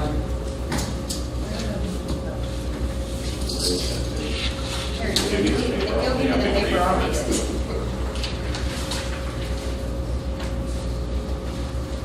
It's the employment of the principal, right? Yes, sir. Mr. President, I move that the board approve the employment of the campus principal discussed in closed session for Cibolo Valley Elementary School. I second. Motion and second. All those in favor, raise your right hand. Any opposed, same sign. Motion passes unanimously. Next item up is, it's going to be personnel probationary contract recommendations. Yes. The Chapter 21 and non-Chapter 21 personnel contracts were approved by the board upon employment. The recommendations for these contracts are in accordance with Texas Education Code Chapter 21. The board is required to notify probationary contracts employees no later than the 10th day before the last day of instruction as to the state of their employment. Mr. President, I move that the board approve the personnel probationary contracts for school year 2017-2018 as presented in closed session. I second. Motion and second. All those in favor, raise your right hand. Any opposed, same sign. Motion also passes unanimously. The last employment one is the request for board action on employment of contractual personnel. Ms. Cannon. Yes, these positions on the employment that's provided are replacing and filling new budgeted positions for this 17-18 school year. Do we have a motion? Mr. President, I'm sorry. I was thinking about something else. Mr. President, I move that the board approve the employment of contractual personnel that was discussed in closed session. I second. Motion and second, all those in favor, raise your right hand. Any opposed, same sign. Motion passes unanimously. Next item dealt with the request for more consideration of possible action, authorization for the superintendent to enter into negotiations for real estate pertaining to the purchase of land for a possible school site. Two different sites, one near Green Valley Road, east of FM 1103, and the second was Alpha FM 78 in Cibolo. So we have a motion on those items. Mr. President, I move that the board approve the authorization for the superintendent to enter into negotiations for real estate pertaining to the purchase of the land for a possible school site as discussed in closed session, and the amount for such as discussed in closed session. I second. Okay, we have a motion and a second on that item. All those in favor, please raise your right hand. Any opposed, same sign. Okay, motion also passes unanimously. All right, so that concludes our action items. A few more things we have to cover just as a board. Number one, review of board member attendance at TASB Summer Leadership Institute in San Antonio and Fort Worth. Does anyone plan on attending either of those two? I am here. I'm not going to Fort Worth. Yeah. Mark is going to San Antonio. San Antonio. Robert is attending San Antonio. Yeah, I'm thinking about San Antonio. You're thinking about San Antonio. You're on both? No on both?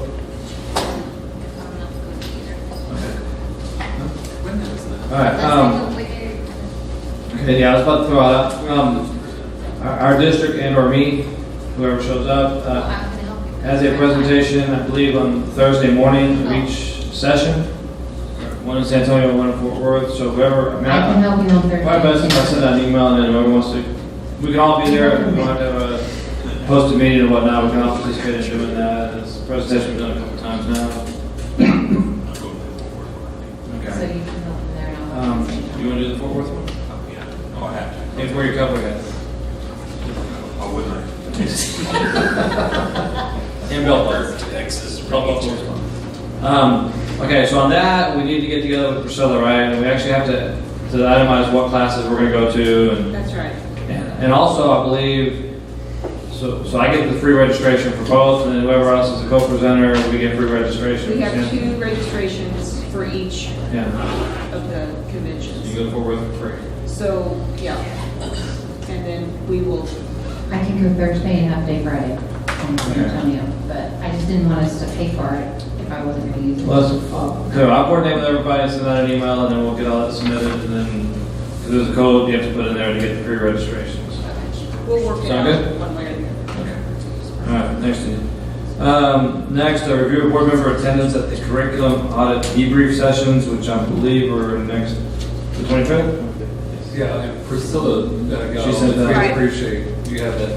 I do, and the only one I'm not sure of right now is Mr. Westbrook. Are you going to be able to attend? I'm gonna try to do the 8:30 one. You are? Okay. We'll put you down for that. And we're good. We don't have more than 2 board members at any session. Yeah, that's what we're good. The 4:30 is now The 4:15 is Mr. Inman and Mr. Carew. All right, everybody okay with that? How long is it scheduled to last? 90 minutes. Yeah, hour and a half to 2 hours, probably depending on the audience and how quickly they go through it. I think that'll be Sure. About how long? hour and a half to 2 hours. Just as much as you can stay for. You'll hear this again, but this is a good way to hear it the first time, because that's really what we're on. And we'll be bringing it back anytime. Straight from the audit.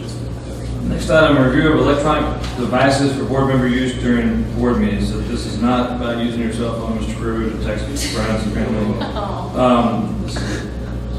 So, Gibson, you want to take that?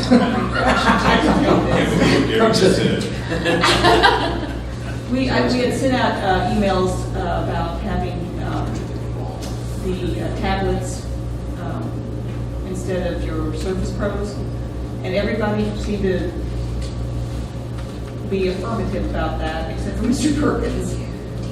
So I think we're going to go ahead and order them, but you always have the option of keeping that one if you would like. What are we going to do? The iPads.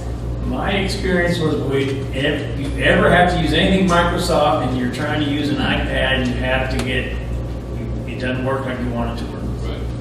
Some of those kinks have been worked out. I'll just attest to that. Will you go ahead and tentatively plan scheduling for Mr. Inman on training on his iPad, please? I just got this one figured out. Yeah. Okay, so everyone okay with that? And so when is this taking place, or when do we know? We'll get the purchase order in, and we'll keep you updated as to when we can. All right, next item, review of board master calendar and request for future discussion items. Mr. Perkins, if you're able to pull it up, just highlight things that are going on over the next month. All right, I'm going to highlight, we've got a graduation from Allison Steele on the 31st at 6:30 in Trinity. We've got a graduation. Any reason why someone would not be able to go that night? Is everyone okay? I'm not going to be able, Don't know yet, okay. I know I'm not going to be Allison Still's going to fly in from Oklahoma Walking. Somebody want to write this down? She gave us. We got. We got it. There were papers that were given to you to complete. You guys checked it out. We do have Suburbans reserved if anybody would like to travel together. We've got a graduation from Byron Steele High School on June 1st, 7:30 p.m. at Freeman Coliseum.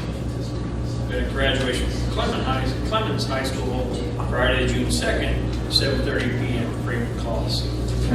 We've got the TASB Summer Leadership Institute in San Antonio, 15 to 17 June, and 14 to 17 June, and then we have the TASB Summer Leadership in Fort Worth on 21st to the 24th of June. Okay. We've got our standard chamber luncheons and Northeast Partnership. Did they vote not to do it in June? I think July the 9th. July the 9th. I think they are in June. We did join institutionally, just so you were, actually, I think it had to be through my name, the Rotary that meets. And so anybody that wants to go to those can go with me or instead of me, anytime you want to. Meets every Wednesday. And there's talk that they're going to switch it to every other Wednesday just because it's too many. But that's good. All right, any requests for future agenda items? And this would be the point to our earlier conversation where we either have a separate agenda item right here and or just make it part of this one, that if anything you're unclear on that you want additional training on or any communication, we just ask that at this point. All right. One final thing, I know leadership TASB application period is now open, and I know Mr. Crew, you applied last year. I don't know if you were planning on doing it again or not. We kind of he's distracted. Because the deadline's what, June 30th or something like that, and we have to approve that as a board, just based on our own. At the June meeting. Yeah, so I'm not making you commit or anything, but you plan on applying? Okay. Is anyone else more eager to apply? Yeah, well, let us down this time, like the rest of them. Okay. No, it's a great program, and certainly, John, I'd encourage you to apply for it because it's a good thing to do. So, I just wish I had some mentorship, that's all. Yeah. All right, Dr. Gibson has one other thing before we close out. Yeah, in this week's board update, I'm just going to draw attention to the fact that TASBO report comes out once a month or once a quarter, maybe once a month. In this edition that came out today, the May edition on page 8 and 9, and we'll send this to you tomorrow. It's a nice article, very nice article about our transition, our succession plan of passing the torch, Chief Financial Officer succession planning. So they wrote it up as a best practice statewide, how we're transitioning this and recommending it to other districts as a way for 39 years of experience to not just walk out of the door one day and we're scrambling to try to figure out how to backfill that. And how much are you enjoying For the first time ever, has not texted me all night. So that's And what is your nickname for her? Miyagi. Miyagi. And you're wax on, wax on? Okay. All right, anything further? All right, guys, nothing further. We will stand adjourned at 9:45 p.m.